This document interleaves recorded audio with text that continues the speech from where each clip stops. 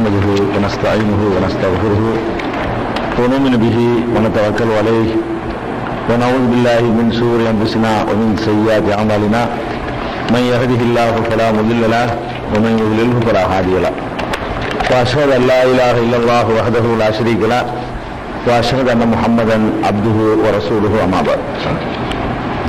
கண்ணியத்திற்குரிய எல்லாம் உள்ள அல்லாஹ் ஜல்ல ஷானஹு தஆலாவின் நல்லடியார்களே, அல்லாஹுடைய பேரருளால் நபிமார்களுடைய வரலாறு என்ற இந்த தொடர் நிகழ்ச்சியை புனிதமிக்க ரமலான் மாதம் முழுவதும் நாம் நடத்திவிட்டு எஞ்சிய பகுதிகளை ஒவ்வொரு வாரமும் ஞாயிற்றுக்கிழமை தோறும் இதை நடத்தி வருகிறோம்.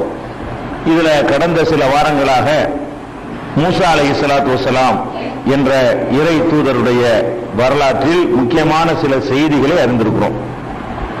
அவர்களுடைய வரலாற்றில் சென்ற வாரம் மூசா அலைஹிஸ்ஸலாத்து வஸ்ஸலாம் அவர்களுக்கும் அவர்களுடைய எதிரணியைச் சேர்ந்த வித்தைக்காரர்களுக்கும் அந்த போட்டியும், அந்த போட்டியிலே மூசா அலைஹிஸ்ஸலாத்து வஸ்ஸலாம் அவர்கள் வென்றதையும் நாம் குறிப்பிட்டோம்.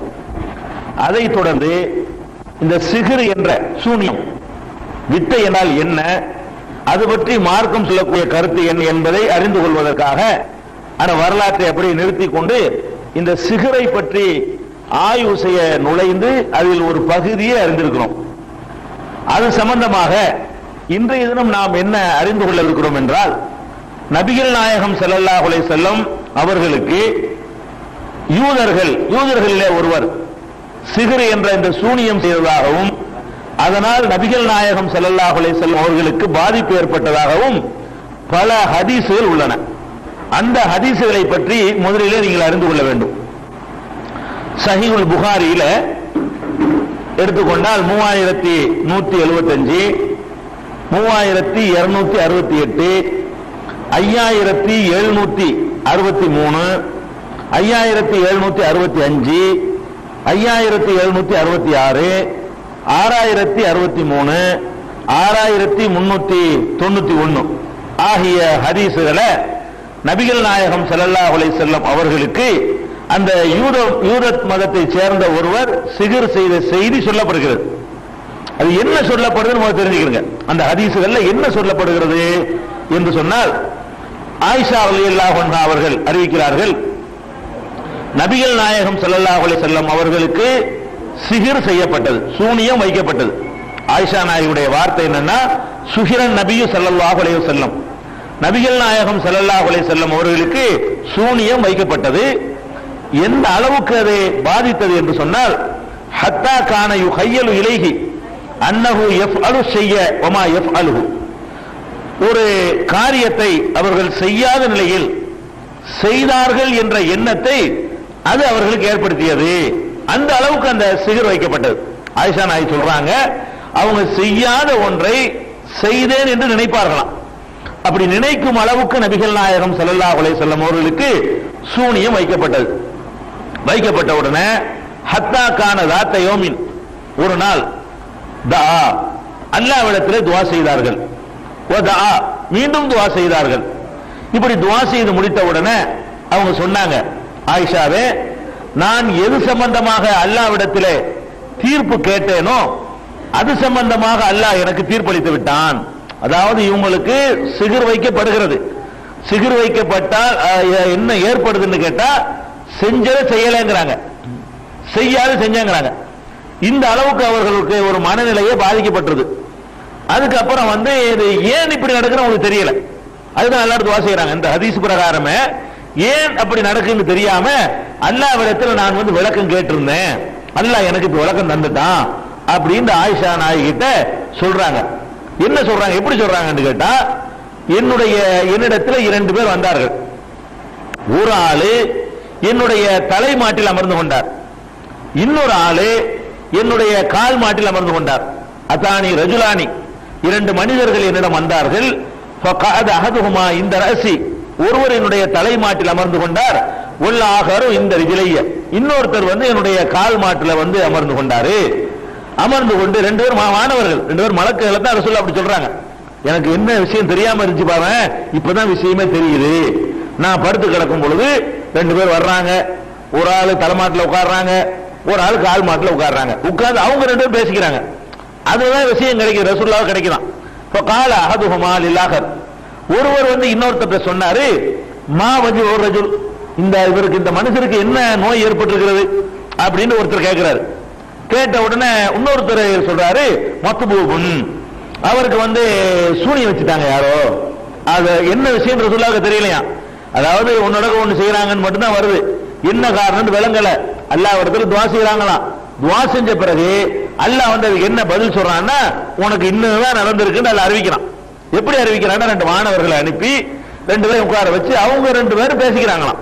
பேசும்போது இவருக்கு இவருக்கு என்ன விஷயம், இவர் என்ன ரசூலுல்லாஹ்வுக்கு இவருக்கு என்ன நடந்துருச்சுன்னு கேட்கிறாங்க. ஒரு ஆள் ஒருத்தர் சொல்றாரு வந்து மத்பூபுன், இவருக்கு சூனியம் வைக்கப்பட்டுருச்சு. அப்ப அவர் திருப்பி கேட்கிறாரு, ஒமன் தப்பஹு, இவருக்கு சூனியம் வச்ச ஆள் யாரு அப்படின்னு கேட்கிறார். அப்ப அந்த இன்னொருத்தர் சொல்றாரு, லபீத் இப்னுல் ஆசம், ஆசம் என்பவருடைய மகன் லபீதுங்கிறவன்னா அந்த சூனியத்தை வச்சிருக்கிறான் அப்படின்னு ஒருத்தர் விளக்கம் சொல்றாரு.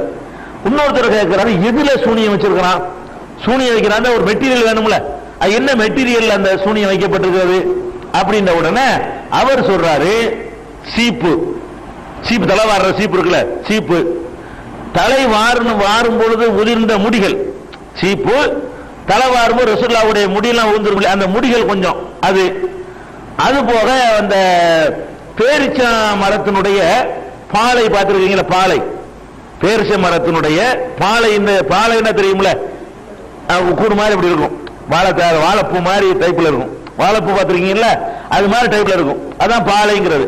அந்த பாலைக்கு உள்ள சீப்பையும் கொஞ்சம் தலைமுடியை வைத்து அதுலதான் அதை பண்ணிருக்கு அவர் விளக்கம் சொல்றாரு. அப்ப இன்னொருத்தர் கேட்கிறாரு, எந்த இடத்துல யாருன்னு முதல்ல கேட்கிறாங்க, என்ன பொருள் என்று அடுத்த கேள்வி, இதெல்லாம் வச்சு எந்த இடத்துல வச்சிருக்குது ஐநகுவான்னு கேட்கிறாங்க. அப்ப இன்னொருத்தர் சொல்றாரு, இந்த தர்வான் என்ற ஒரு கிணறு இருக்குல்ல, அந்த கிணத்துக்குள்ளதான் வச்சிருக்கிறாங்க. இது மாதிரி ரசூலுல்லாஹ்வுடைய முடியெல்லாம் எடுத்து என்னமோ மந்திரம் பண்ணி அதை வந்து ஒரு பாலைக்குள்ள வச்சு அதை கொண்டு போய் ஒரு கிணத்துல கொண்டே வச்சிருக்கிறாங்க, தர்வான்கிற கிணத்துல இருக்குது அப்படின்ற உடனே ஹரஜ இலைஹன் நபி ஸல்லல்லாஹு அலைஹி வஸல்லம், அதற்கு நபி ஸல்லல்லாஹு அலைஹி வஸல்லம் அதை நோக்கி போனார்கள். உடனே போய்விட்டு சும்மா ரஜா திரும்பி வந்தார்கள். இது கேள்விப்பட்டவுடனே அங்க அந்த கிணத்தை போய் பார்த்துவிட்டு வர்றாங்க. வந்து சொல்றாங்க ஆயிஷாட்ட, ஆயிஷாவே நான் அதை பார்த்தேன், அங்க அந்த கிணத்தை சுத்தி கொஞ்சம் பேரிச்ச மரங்கள்லாம் இருக்குது, அது வந்து சைத்தானுடைய தலைகளை போல இருக்குது, அந்த மாதிரி அந்த பேரிச்ச மரத்தை நான் பார்த்தேன் அப்படின்னு சொல்றாங்க. அப்ப ஆயிஷா நாயகி கேட்றாங்க, அதை உள்ள வச்சிருந்தாங்களே அந்த கிணத்துக்குள்ள, அது எடுத்துட்டீங்களா, வெளியேற்றிட்டீங்களா அப்படின்னு கேட்ட உடனே நபி ஸல்லல்லாஹு அலைஹி சொல்றாங்க, இல்ல வெளியேற்றல, எனக்கு எல்லாம் நோய் நிவாரணத்தை கொடுத்துட்டா நான் வந்து இதை மக்கள்கிட்ட ஒரு குழப்பத்தை ஏற்படுத்தி இதனால ஒரு பீதியை உண்டாக்குறத வந்து நான் வந்து விரும்பல அப்படின்னு சொல்லிட்டு அந்த கிணத்தை வந்து மண்ணை போட்டு மூட சொல்லிவிட்டாங்க. அந்த பொருள் எல்லாம் எடுத்து நான் ஒண்ணும் செய்யல, எந்த பொருள்ல வந்து அந்த மெட்டீரியல் எல்லாம் வச்சு சிகிர் பண்ணான்னு வருதோ அதை வெளியே எடுத்து எல்லாம் காலி பண்ணாதானே சிகிர்ல தப்பிக்கலாம். சிகிர் ஒரு பொருள்ல வச்சிருக்குன்னா அதை வந்து எடுக்கணும்ல, ரசூலுல்லாஹ் எடுக்கலாம், இல்ல எடுக்கலையான்னு கேட்கறாங்க ஆயிஷா நாயகி. இல்ல எடுக்கிற அல்லதான் குணமாக்கிட்டானே, அப்ப எடுக்காம குணமாயிடுச்சு இந்த ஹதீஸ் பிரகாரம். அது எடுக்கலாம் இல்ல, எடுக்காம குணமாகிட்டது, அதை வந்து குணத்தை போட்டு தஃபன் பண்ண சொல்லியாச்சு, புதைக்கப்பட்டுருச்சு அப்படின்னு சொல்லி நான் மக்கள்கிட்ட இதை வந்து விளம்பரப்படுத்தவோ இதை மக்கள்கிட்ட நான் சொல்லவோ நான் விரும்பல அப்படின்னு சொல்லி ரசூலுல்லாஹ் சொல்லிட்டாங்க என்று இது புகாரியில 3628வது ஹதீஸாக இடம்பெற்றிருக்கிறது. 3628 இது முழுசா சொல்லியாச்சு. மற்ற ஹதீசுகள் என்ன வரும் கேட்டா ஒன்னு ரெண்டு வித்தியாசங்கள் வரும், வேற வேற ஹதீஸ் மற்ற நம்பர்கள்லாம் நான் சொன்னேன் இல்லையா, சம்பவம் இதுதான். இந்த சம்பவத்துல வெவ்வேறு வித்தியாசமான வார்த்தைகளா வரும். எப்படி வரும் கேட்டா 5763 புகாரில, அதுல கூடுதலா என்ன வாசகம் வரும்னா, நபிகள் நாயகம் ஸல்லல்லாஹு அலைஹி வஸல்லம் அந்த கிணத்துக்கு போனாங்கல்ல, அவங்க மட்டும் போகல, ஃபஅதாஹா ரசூலுல்லாஹி ஸல்லல்லாஹு அலைஹி வஸல்லம் ஃபீ நாஸிம் மின் அஸ்ஹாபிஹி, தம்முடைய தோழர்களில் சிலரை அழைத்துக் கொண்டு ரசூலுல்லாஹ் போனார்கள் வரும். இதுல வந்து ரசூலுல்லாஹ் போனாங்க வரும். 5763வது ஹதீஸ்ல சில தோழர்களையும் அழைத்துக் கொண்டு போனார்கள் அப்படின்னு வரும். 5765வது ஹதீஸ்ல இதே சம்பவம் வரும். அதுல சின்ன வித்தியாசம் என்னன்னு கேட்டா, ஹத்தா கான யரா அன்னஹு யஅதி நிஸா வலா யஅதிஹின்ன, நபிகள் நாயகம் ஸல்லல்லாஹு அலைஹி வஸல்லத்துக்கு சிகிர் வச்ச உடனே செய்யாத செஞ்சேன்னு சொன்னாங்கல்ல, அந்த வாசகத்துக்கு பதிலா இதுல வேற வாசகம் வருது. இதுல 5765 புகாரியில 5765வது ஹதீஸ்ல என்ன வாசகம் வருதுன்னா, தம்முடைய மனைவியரோடு குடும்பம் நடத்தியதாக நினைப்பார்கள், ஆனால் நடத்தியிருக்க மாட்டார்கள். அதாவது அந்த இந்த வாசகம் எப்படி வருதுன்னு கேட்டா, மனைவியோடு ஏதோ சாம்பத்தியத்தில் ஈடுபட்டதாக சொல்லுவாங்க, ஆனா செஞ்சிருக்க மாட்டாங்க. குளிக்கணும்பாங்க, நான் குடும்பத்தில் ஈடுபட்டேன்ல நான் குளிக்கணும்பாங்க, ஆனா மனைவி நினைஞ்சிருக்க மாட்டாங்க. அது அப்படி ஒண்ணு நடந்தே இருக்காது. இந்த அளவுக்கு அவங்க பாதிக்கப்பட்டார்கள் என்று இந்த 5765 இந்த வாசகம் செய்யாது செஞ்சேன்னு சொன்னாங்க என்று வருது. இதுல வேற விஷயம் வருது, அதாவது மனைவி இடத்துல சேராமலேயே சேர்ந்ததாக நினைப்பார். இது பயங்கரமான ஆள் மாறாட்டம் நடத்தும். அதாவது பயங்கரமான சேஞ்சுன்னா ஒரு கடுமையான சேஞ்ச் இது.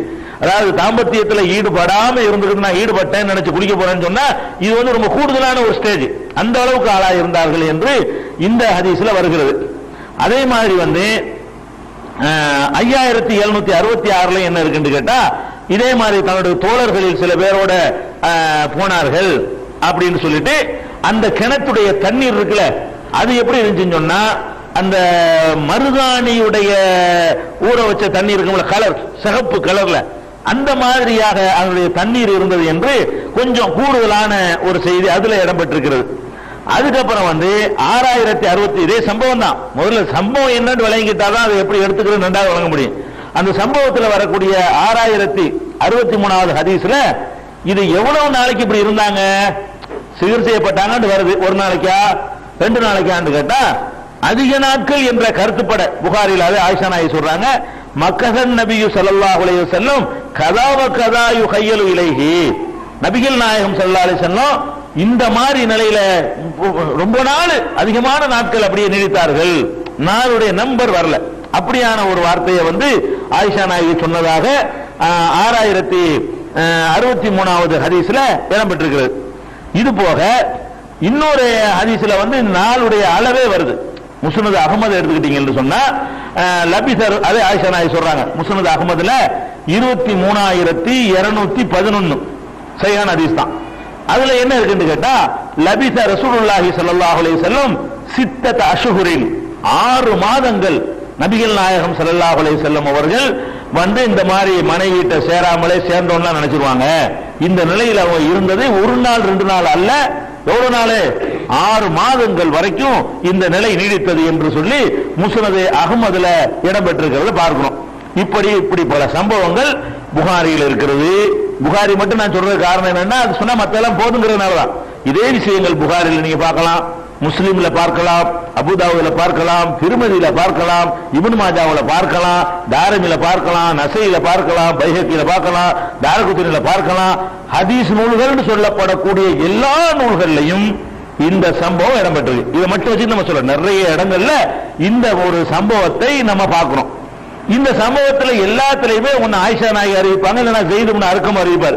இந்த 2 பேரை கொண்டுதான் இந்த சிஹருடைய சமாச்சாரங்கள் பூராவுமே அறிவிக்கப்படுகிறது. சரி, இப்ப நபிகள் நாயகம் ஸல்லல்லாஹு அலைஹி வஸல்லத்துக்கு இப்படி செஞ்சார்கள் என்று இந்த ஹதீஸ்கள்லாம் வருது. நீங்க புகாரிலே பார்ப்பீங்க. அதுல ஒண்ணு இருக்குது, அதனுடைய அறிவிப்பாளரோ அதனுடைய ஆட்கள்லயோ எந்த ஒரு விமர்சனம் இல்லை.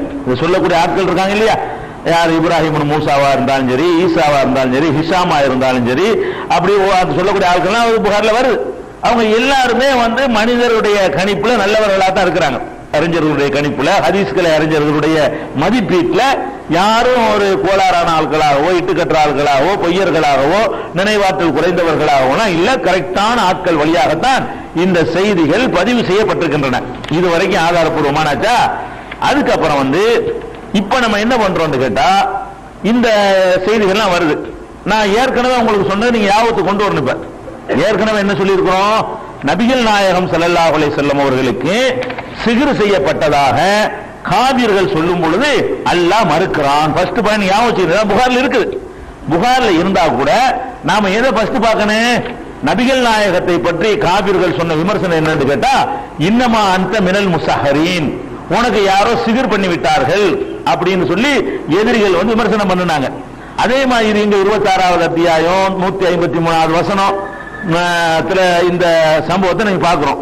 அதே மாதிரி இன்னும் சில வசனங்கள் என்ன பண்ணாங்கன்னு கேட்டா, 17:47, 17:101, 25:8 இந்த வசனங்கள்ல எல்லாம் நபிகள் நாயகம் ஸல்லல்லாஹு அலைஹி வஸல்லம் அவர்களுக்கு சூனியம் வைக்கப்பட்டதாக வழிகேடர்களும் நிராகரிப்பவர்களும் விமர்சனம் செய்தார்கள் சொல்லி அது தப்புன்னு எல்லாம் சொல்றான்.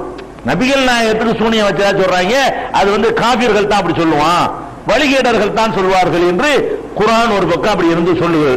குர்ஆன் படி நபிகள் நாயகத்துக்கு சூனியம் வச்சதா சொல்வது காபிர்களுடைய கூற்றுதானே தவிர சூனியம் எல்லாம் வச்சு நபிகள் நாயகத்தை ஒன்றும் பண்ண இயலாது என்ற கருத்தை அது தருகிறது. சூனியம் வைத்தார்கள் என்ற கருத்தை இது தருகிறது. புகாரியில் வரக்கூடிய ஹதீஸ் என்ன தருதுன்னா சூனியம் வைத்தார்கள் தருது. இது போக இந்த வஹியை, இந்த குர்ஆனை, இந்த மார்க்கத்தை, இந்த தீனை அல்லாஹ் வந்து காப்பாற்றுறதாக பல இடங்களில் திருக்குர்ஆன் வந்து நமக்கு கேரண்டி தருது. இன்னா நஹ்னு நஸ்ஸல்னா ذிக்ர வ இன்னா லஹு லஹாஃபிலூன். இந்த அறிவுரையை நாம் தான் அருளுகிறோம், நாம் தான் இதை பாதுகாப்போம் அப்படிங்கிற மாதிரியும் இந்த குர்ஆன் வந்து நற்சான்று சொல்லுது. குர்ஆனை பாதுகாக்கிற அன்னைக்கு நம்ம சொல்லி இருக்கிறோம், குர்ஆனை பாதுகாக்கிறதா இருந்தா இன்னைக்கு பாதுகாக்கிற விஷயம் வேற, ரசூலுல்லாஹ் காலத்துல பாதுகாக்கிறதுன்னா அவங்கள பாதுகாக்கணும். குர்ஆனை பாதுகாப்பதற்கு கொண்டு வந்த ஆளை பாதுகாத்தா தான் குர்ஆனை பாதுகாக்கணும். கொண்டு வந்த ஆளுக்கு மன ஆள் மாறாட்டமும் மனப்பிரேமையும் குழப்பமும் அவருக்கு ஒரு செஞ்ச செய்யலைங்கிறதும் செய்யாத செஞ்சேன்னு ஆரம்பிச்சுட்டா அப்ப குர்ஆன் மேல மக்களுக்கு சந்தேகம் வந்துடும். அந்த கேட்கிற மக்களுக்கு இவர் ஆள் மாறாட்டத்துல சொல்றாருப்பா இது அப்படின்றாங்க. அந்த 6 மாச காலம் ஒரு நாள் 2 நாள் பரவாயில்லை, 6 மாச காலம் அவர்கள் சொன்ன செய்திகள் எல்லாமே அது வந்து அவர் சிகிர்ல சொன்னதா யதார்த்தத்துல சொன்னதான்னு வந்துடும். 6 மாச காலம்ங்கிறது நுபுவத்துடைய காலத்துல ரொம்ப அதிகமான டைம். 23 வருஷம் தான் நுபுவத்துடைய காலம். பிறந்ததுல வயசுக்கு இன்னும் கணக்கு பண்ணக்கூடாது, 40 வரைக்கும் விட்டுற வேண்டியதான். 23 வருஷம் வரைக்கும் வகி 23 வருஷம் வகி வருது. அதுல 6 மாசம் என்பது ஒரு கணிசமான டைம். அவ்வளவு லாங் டைமா உள்ள 6 மாச காலம், இன்னும் சொல்ல போனா மதீனாவுக்கு வந்த அந்த 10 வருஷ காலம் ரொம்ப கூடுதலானது. மக்காவுல வந்த வகையை விட அதிகமான வகை வந்த காலத்துல கம்மியா இருந்தா அளவுல அதிகமா இருக்கிறது மதீனா தான். முழு முழு சூரா பக்கரா, மாயிதான் பெரிய பெரிய அத்தியாயங்களா அருளப்பட்டிருக்கு பாருங்க. அதெல்லாம் வந்து மதீனாவுக்கு வந்த பிறகு நடக்குது. கிட்டத்தட்ட ஒரு 70% குர்ஆன் வந்து மதீனாவுல இறங்குது. அந்த கணக்குப்படி பாத்தீங்கன்னு சொன்னா 10 வருஷத்துல 6 மாசம் என்பது ரொம்ப ஒரு கடுமையான டைம். அவ்வளவு டயத்துல வந்து ரசூல் ஸல்லல்லாஹு அலைஹி வஸல்லத்துக்கு வந்து சேஞ்ச் ஆயிட்டாங்க. சேஞ்சில் வரணும் எப்படி சேஞ்ச்? ஆயிஷா நாயுடைய இந்த அறிவிப்புல வந்து ரொம்ப ஓவரான சேஞ்சா தெரியுது. அதாவது செஞ்சதை செய்யலைங்கிறதை விட மனைவி இடத்துல வந்து சேராமலே சேர்ந்துட்டேன்னு சொல்வதற்கு பாருங்க, அது ரொம்ப பெரிய கூடுதலான ஒரு விஷயம். மற்ற செயல்களை எல்லாம் ஒரு மனிதன் மறந்துடலாம். இது உடல் ரீதியாக பல விஷயங்கள் சம்பந்தப்பட்ட விஷயம். இதுகளையே ரசூலுல்லாஹ் வந்து மறந்துட்டு நான் குளிக்கணும் தனியாக கொண்டு வாங்கன்னு சொல்லியிருப்பாங்களே, அர்த்தமானது செய்யாது செஞ்சா குளிக்க மனைவி வீட்டு சேராம சேர்ந்தா என்ன செய்வாங்க? தண்ணி எடுத்து குளிக்கணும், குளிப்பு கடமையா போச்சுன்னு சொல்லிட்டு என்ன செய்வாங்க? அந்த அளவுக்கு செய்வாங்க என்றுதான் அதுக்கு மீனிங் அர்த்தம் ஆகுது. அப்ப அப்படி ரசூல் ஸல்லல்லாஹு அலைஹி வஸல்லம் வந்து மாறிட்டாங்க என்று இது சொல்லுது. அப்படி இதை ஏத்துக்கிட்டீங்கன்னா, இதை அப்படியே ஏற்றுக்கொண்டால் அதை மறுக்கிற வருது. எதை மறுக்கிற வருது? குர்ஆன் மறுக்க வேண்டியது. அல்லாஹ் வந்து பாதுகாக்கிறேங்கிறான், இது வந்து பாதுகாக்கலன்னு சொல்லுது. வல்லாஹு யாசிமுக மினன் நாஸ், மனிதர்களிடமிருந்து அல்லாஹ் உங்களை பாதுகாப்பான் என்று ஒரு இடத்துல அல்லாஹ் சொல்றான். இங்க என்ன பண்ணுது? மனிதர்கள்ட்ட இருந்து ரசூலுல்லாஹ்வை பாதுகாக்க முடியல. விஷம் கொடுத்து கூட ரசூலுல்லாஹ் கொல்ல முடியல. விஷம் கொடுத்து பாய்ச்சி ஒரு அம்மா, அப்ப கூட கொல்ல முடியல. உகது பொருளோட வெட்டினாங்க, அப்ப கூட ஒண்ணும் செய்ய முடியல. இந்த உடல் பாதுகாப்பை விட ரசூலுல்லாஹ்வை பாதுகாக்கிறது என்பதுல இதை பாதுகாக்கணும். உடலையாவது பாதுகாக்காம விட்டுறலாம், கையை நோய்வாய்ப்படலாம், படுக்கலாம், அதெல்லாம் பிரச்சனை இல்லை. சிந்தனையை பாதுகாக்கலன்னா மார்க்கத்துக்கு டேஞ்சர் ஆயிரும். அப்ப அல்லாஹ் உம்மை பாதுகாப்பான் என்பதுல ஃபர்ஸ்ட் பாதுகாப்பு என்னன்னு கேட்டா அல்லாஹ்வுடைய வஹிக்கு பாதுகாப்பு இருக்கணும், வஹியை கொண்டு வந்தவருடைய சிந்தனைக்கு பாதுகாப்பு இருக்கணும். அதுக்கு எதிராக இருக்கு. அப்ப வந்து இதுல பல விஷயங்கள் முரண் யாவத்தில் வச்சுக்கணும். இந்த ஹதீசுகள்ல என்ன வருதுன்னா ரசூலுல்லாஹ்வுக்கு சிகிர் செஞ்சதா வருது. இது யார் சொல்றா? ஒரு ஆயிஷா நாயகி சொல்றாங்க, ஒரு ஸைத் இப்னு அர்கம் சொல்றாங்க. ரசூலுல்லாஹ்வுக்கு சிகிர் செஞ்சதாக காபிர்கள் தான் சொல்லுவான்னு சொல்லக்கூடியது வந்து டோட்டல் சமுதாயமும் குர்ஆன் நமக்கு அறிமுகப்படுத்திருக்கிறாங்களே, டோட்டல் சமுதாயம் அல்லாஹ்வுடைய வேதம்னு சொன்னாங்களே, அதுல அது இருக்கிறது. அப்ப நமக்கு முரணா வரும் பொழுது நம்ம இதை ஏத்துக்கிட்டு அதை மறுத்தாலும் தப்பு, அதை ஏத்துக்கிட்டு மறுத்தாலும் தப்பு. அப்ப ரெண்டையும் நம்ம என்ன செய்யணும்? ஆய்வு பண்ணணும். ஒண்ணு, ரெண்டையும் மறுத்து இணைச்சு ஒரு விளக்கம் கொடுக்க முடியும்னா விளக்கம் கொடுத்து பார்க்கணும். அப்படியும் கொடுக்க முடியாது.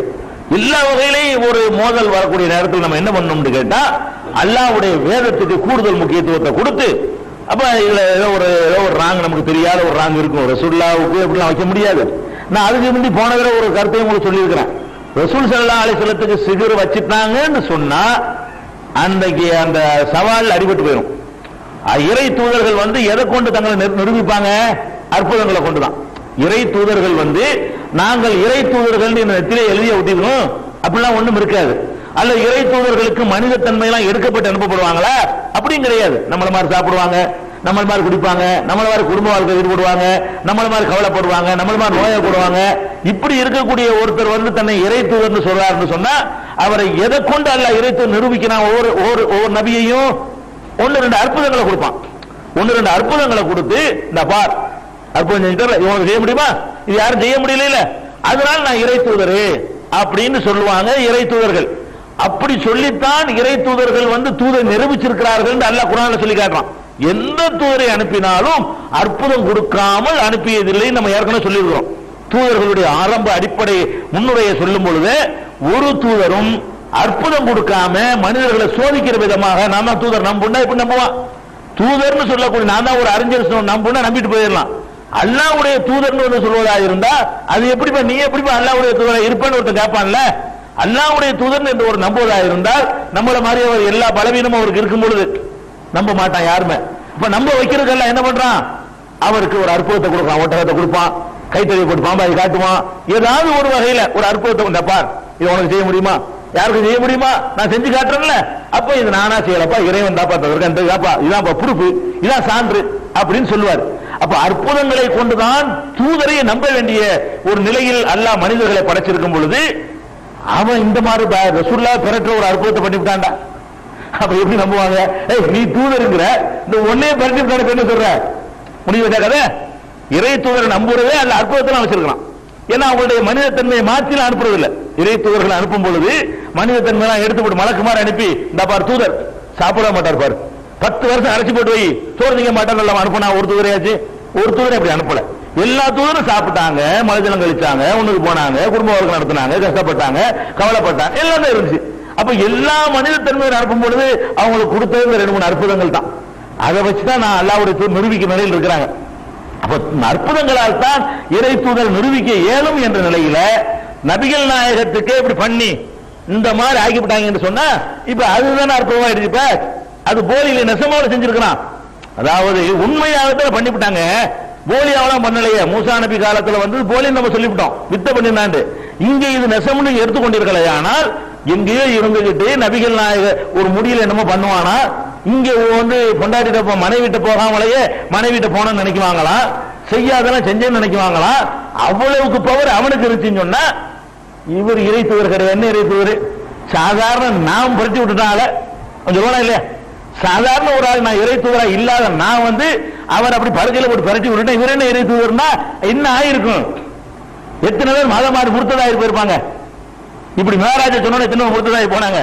ரசூல் ஸல்லல்லாஹு அலைஹி வஸல்லம் மேராஜுக்கு போயிட்டு வந்தேன்னு சொன்னவனே எனக்கு வரைக்கும் ஒழுங்கா இருந்தா நீங்க ரொம்ப நம்ப முடியாதுன்னு சொல்ல ஆரம்பிச்சுட்டாருன்னு ரிட்டர்ன் ஆகி போயிட்டாங்க.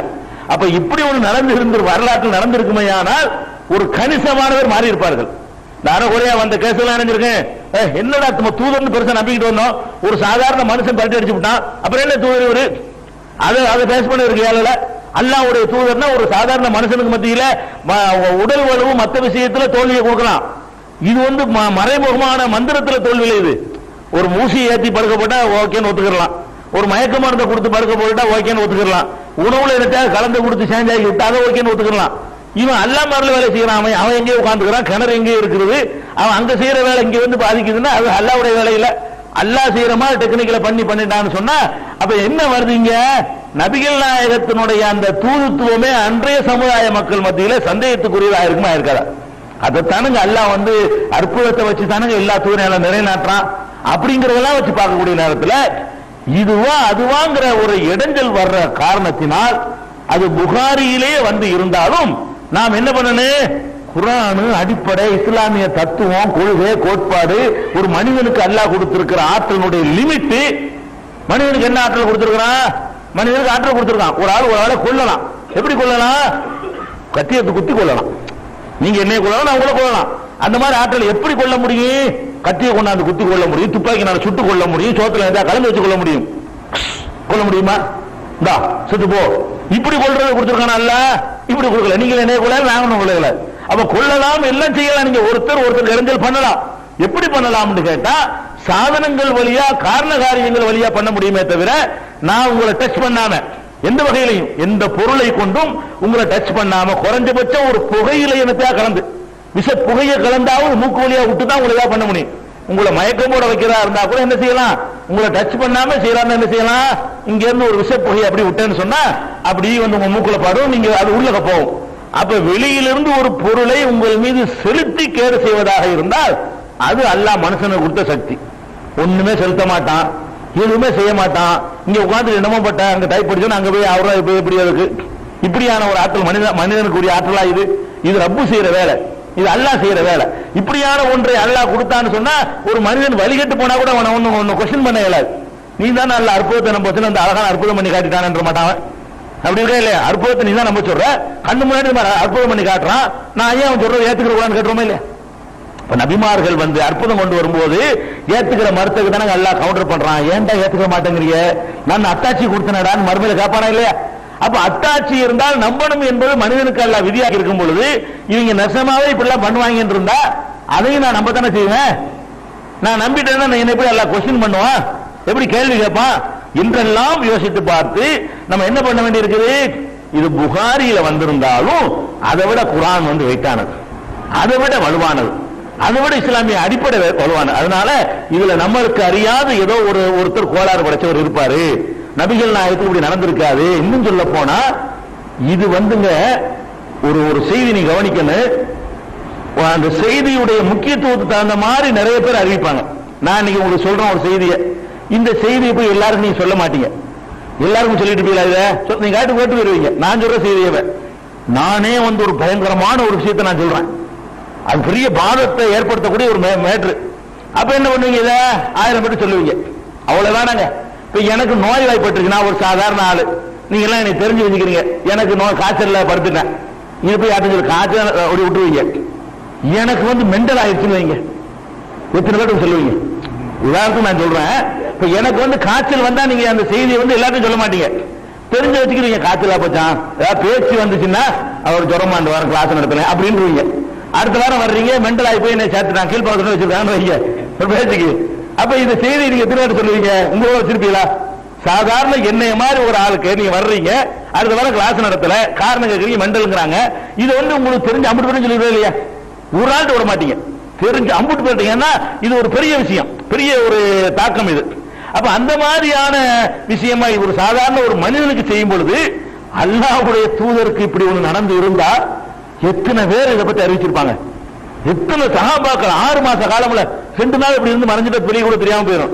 6 மாச காலம் இப்படியான ஒரு ஸ்டேஜ்ல ரசூல் ஸல்லல்லாஹு அலைஹி வஸல்லம் இருக்கும் பொழுது ஒவ்வொரு சஹாபியும் இதை பத்தி எக்கச்சக்கமான அறிவிப்புகள்ல வந்திருக்கணும். நூல்கள் தான் நிறைய வந்திருக்கே தவிர அறிவிக்கிற ஆள் ஒண்ணா தான் இருக்குது.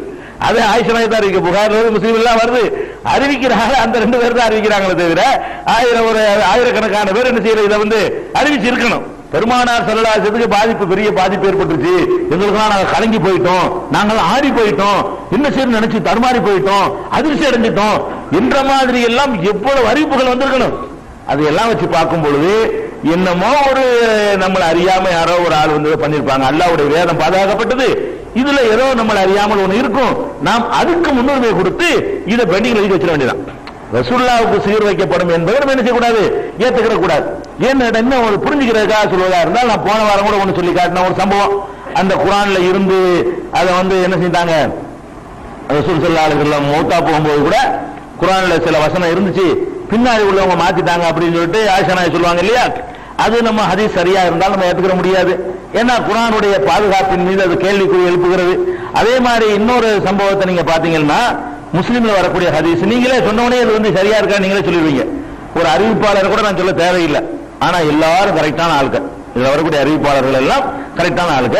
முஸ்லீம்ல 2637, 2636, 2638, அதே மாதிரி முஸ்லீம்ல 2639, 2640, 2634, 2635 இவ்வளவு வரக்கூடிய ஒரு செய்தி முஸ்லீம்ல 3, 4, 5, 6, 7 இடத்துல வருது.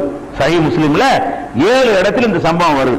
என்ன சம்பவம் வருதுன்னா, அபூ ஹுதைஃபா அப்படிங்கிறவர், அபூ ஹுதைஃபாவுடைய விடுதலை செய்யப்பட்ட அடிமை வந்து சாலிம் இருக்கிறார். அவர் என்ன செய்யறாருன்னா, ஒரு அந்த வீட்டில் வளர்றார். சாலிம் என்பவர் அந்த அபூ ஹுதைஃபாவுடைய குடும்பத்தை சேர்ந்தவர் இல்ல, அடிமையா இருந்தார். அபூ ஹுதைஃபா விடுதலை செஞ்சிட்டார். அந்த சாலிம் என்பவர் வந்து பருவ வயசு அடைந்து விட்டார். பருவ வயசுனா என்ன, அந்த வாசனை எப்படி வருதுன்னா, பலக மா எவ்வளவு ரிஜால், ஒரு ஆண்கள் என்ன நிலையை அடைவார்களோ அதையெல்லாம் அடைந்து விட்டார். அக்களோ, ஒரு ஆண்கள் என்னென்னலாம் வழங்குவார்களோ அதெல்லாம் வழங்கி கொண்டார். ஒரு ஆம்பளை ஆயிட்டாராம். அந்த சாலிம் என்பவர் வந்து ஆம்பளை ஆயிட்டாரு. அவர் என்ன செய்யறாருன்னா, இப்போ அந்த வீட்டில் வரப்போ இருக்கிறார். அபூ ஹுதைஃபாவுடைய வீட்டில் வரப்போ இருக்கிறார். அபூ ஹுதைஃபாவுடைய வீட்டில் சாலிம் அண்ணி இருவர். அங்க உள்ள பெண்கள்லாம் இருக்கும்போது வரப்போ இருந்து அது வந்து உள்ள அந்த ஹிஜாபுடைய விதிகளுக்கு முரணாகும். அப்ப இதை பத்தி அந்த அம்மா வந்து நபிகள் நாயகத்தில் கேட்கும் பொழுது நபி ஸல்லல்லாஹு அலைஹி சொல்றாங்க, அப்பனா நீ என்ன செய்யணும், அந்த சாலிம் இருக்காருல்ல அவருக்கு நீ பால் ஊட்டி விடு. பால் ஊட்டினா அன்னைக்கு ஆயிரும்ல, அப்ப அந்த அந்த மாதிரியான எண்ணங்கள் வந்து வராது அப்படின்னு ரசூலுல்லாஹ் சொன்னாங்க. இது வந்து இவ்வளவு நூல்கள்ல இருக்கு, இவ்வளவு இடங்கள்ல இருக்கு, வேற பல நூல்கள்ல இருக்கு. 18 வயசு பையனுக்கு பால் ஊட்டு, 18 வயசு இளைஞருக்கு பால் ஊட்ட முடியும்? நான் கேட்கிறேன், பால் ஊட்டுதல் என்பது குழந்தைக்கு உரியது. குழந்தைக்கு தான் பால் ஊட்டினால் அது தாய்மைங்கிற ஒரு கருத்து வரும், அந்த தாய்க்கு அந்த எண்ணம் வரும். பருவம் அடைஞ்ச ஒருத்தன் வந்து ஒரு பெண்ணிட்ட பால் பால் குடிச்சா கூட பிள்ளைங்கிற உணர்வு அவளுக்கு வரும். அது மாதிரியான எண்ணம் வருமா? அப்படி ஒண்ணு இருக்குமா? அப்படி ஒரு ஒரு அந்நியனுக்கு முன்னாடி அப்படி காட்டுன்ற சொல்லுவாங்களா? இது வந்துட்டு போறது டேஞ்சர் அவ்வளவு இருக்குது. அவர் வரப்போ இருக்காரு, பால் ஊட்டி விட்டு இருந்தா எப்படி பால் ஊட்ட முடியும்? இது ஆட்கள் எல்லாம் பாத்தீங்கன்னா கரெக்டா தான் இருக்கிறாங்க. இதுல உள்ள ஆட்கள் எல்லாம் பார்த்து கரெக்டா இருக்கிறாங்க.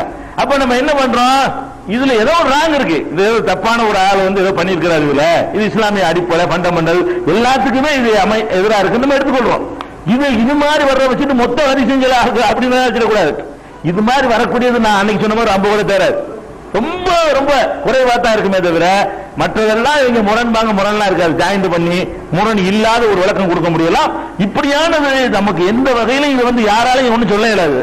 இது என்ன, எந்த ஒரு அறிஞரையா கொடுத்து இது எப்படி சொல்லு, உன் வீட்டுல செய்யான்னு கேள்வி செய்யா போயிடும். உன் வீட்டுல செய்வியா, நான் முடிவு வச்சுக்கா செய்ய மாட்டேன். அப்ப எப்படி ரசூலுல்லாஹ் செஞ்சிட வேண்டியதானே? அப்ப இதுல இது இஸ்லாமிய அடிப்படை எல்லாத்துக்கும் மாற்றமா இருக்கும் பொழுது இப்படி ரசூலுல்லாஹ் சொல்லி இருக்க முடியாது. நான் சொல்ல மாட்டேன், நீங்க சொல்ல மாட்டீங்களங்க.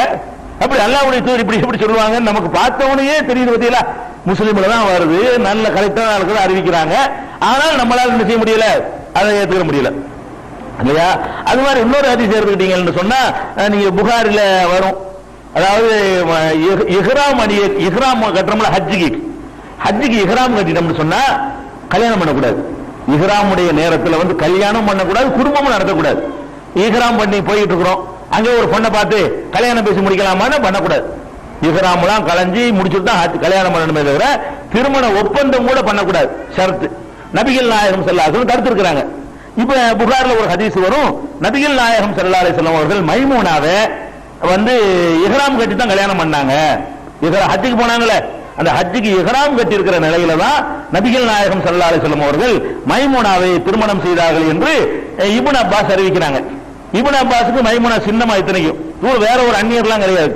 மைமூனாங்கிறவங்க யாருன்னு கேட்டா இப்னு அப்பாஸுக்கு வந்து சின்னம்மா, அம்மாவுடைய தங்கச்சி. அப்ப அம்மாவுடைய தங்கச்சியுடைய கல்யாணத்தை தான் மகன் சொல்றாரு.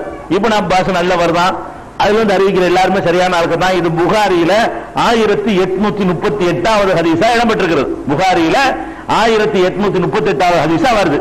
அப்ப இதை நீங்க என்னன்னு எடுத்துக்கொள்ளணும், நபிகள் நாயகம் வந்து தடை செஞ்சிருக்கிறாங்க. இஹ்ராம் நேரத்தில் கல்யாணம் பண்ணக்கூடாதுன்னு அவங்க பண்ணிருப்பாங்களா, ஒருவேளை தனிப்பட்ட சட்டமா இருக்குமோ, அப்படி கூட எடுத்துக்கொள்ளலாம். எடுத்துக்கிட்டு பாத்தீங்கன்னு சொன்னா முஸ்லிம்ல ஒரு ஹதீஸ் வருது, சம்பந்தப்பட்ட மைமூனாவை சொல்றாங்க. நபிகள் நாயகம் ஸல்லல்லாஹு அலைஹி வஸல்லம் அவர்கள் என்னைய வந்து கல்யாணம் பண்ணது இஹ்ராம் எல்லாம் முடிச்சுட்டு தான் பண்ணாங்க, ஹஜ் வேலையெல்லாம் முடிச்சுட்டு தான் கல்யாணம் பண்ணாங்களே தவிர அந்த இஹ்ராம்ல இருக்கும்போது பண்ணல. சம்பந்தப்பட்ட பொண்ணு சொல்லுது. இப்ப மைமூனாங்கிறவங்க கல்யாணத்துல அவங்க கரெக்டா சொல்ல முடியும். மைமூனாவுடைய அக்கா மகன் இப்னு அப்பாஸ் சொல்வதை விட சம்பந்தப்பட்ட மைமூனாவே சொல்வதுதான் இதுல வந்து பவர் கூட. இப்ப மைமூனா சொன்னாங்க மறுத்தாங்க என்பது முஸ்லிம்ல இருக்கிறது, இப்னு அப்பாஸ் மாத்தி சொன்னது புகார்ல இருக்கிறது. எல்லா அறிஞர்களும் முஸ்லீம்ல உள்ள எடுத்துக்கிட்டு புகார்ல உள்ள செய்தி தப்புன்றாங்க, எல்லாம் சகட்டு மணிக்கு. இது வந்து இப்னு அப்பாஸ் நம்ம பார்க்க கூடாது, முஸ்லீம் நூல்ல நீங்க பார்க்க கூடாது.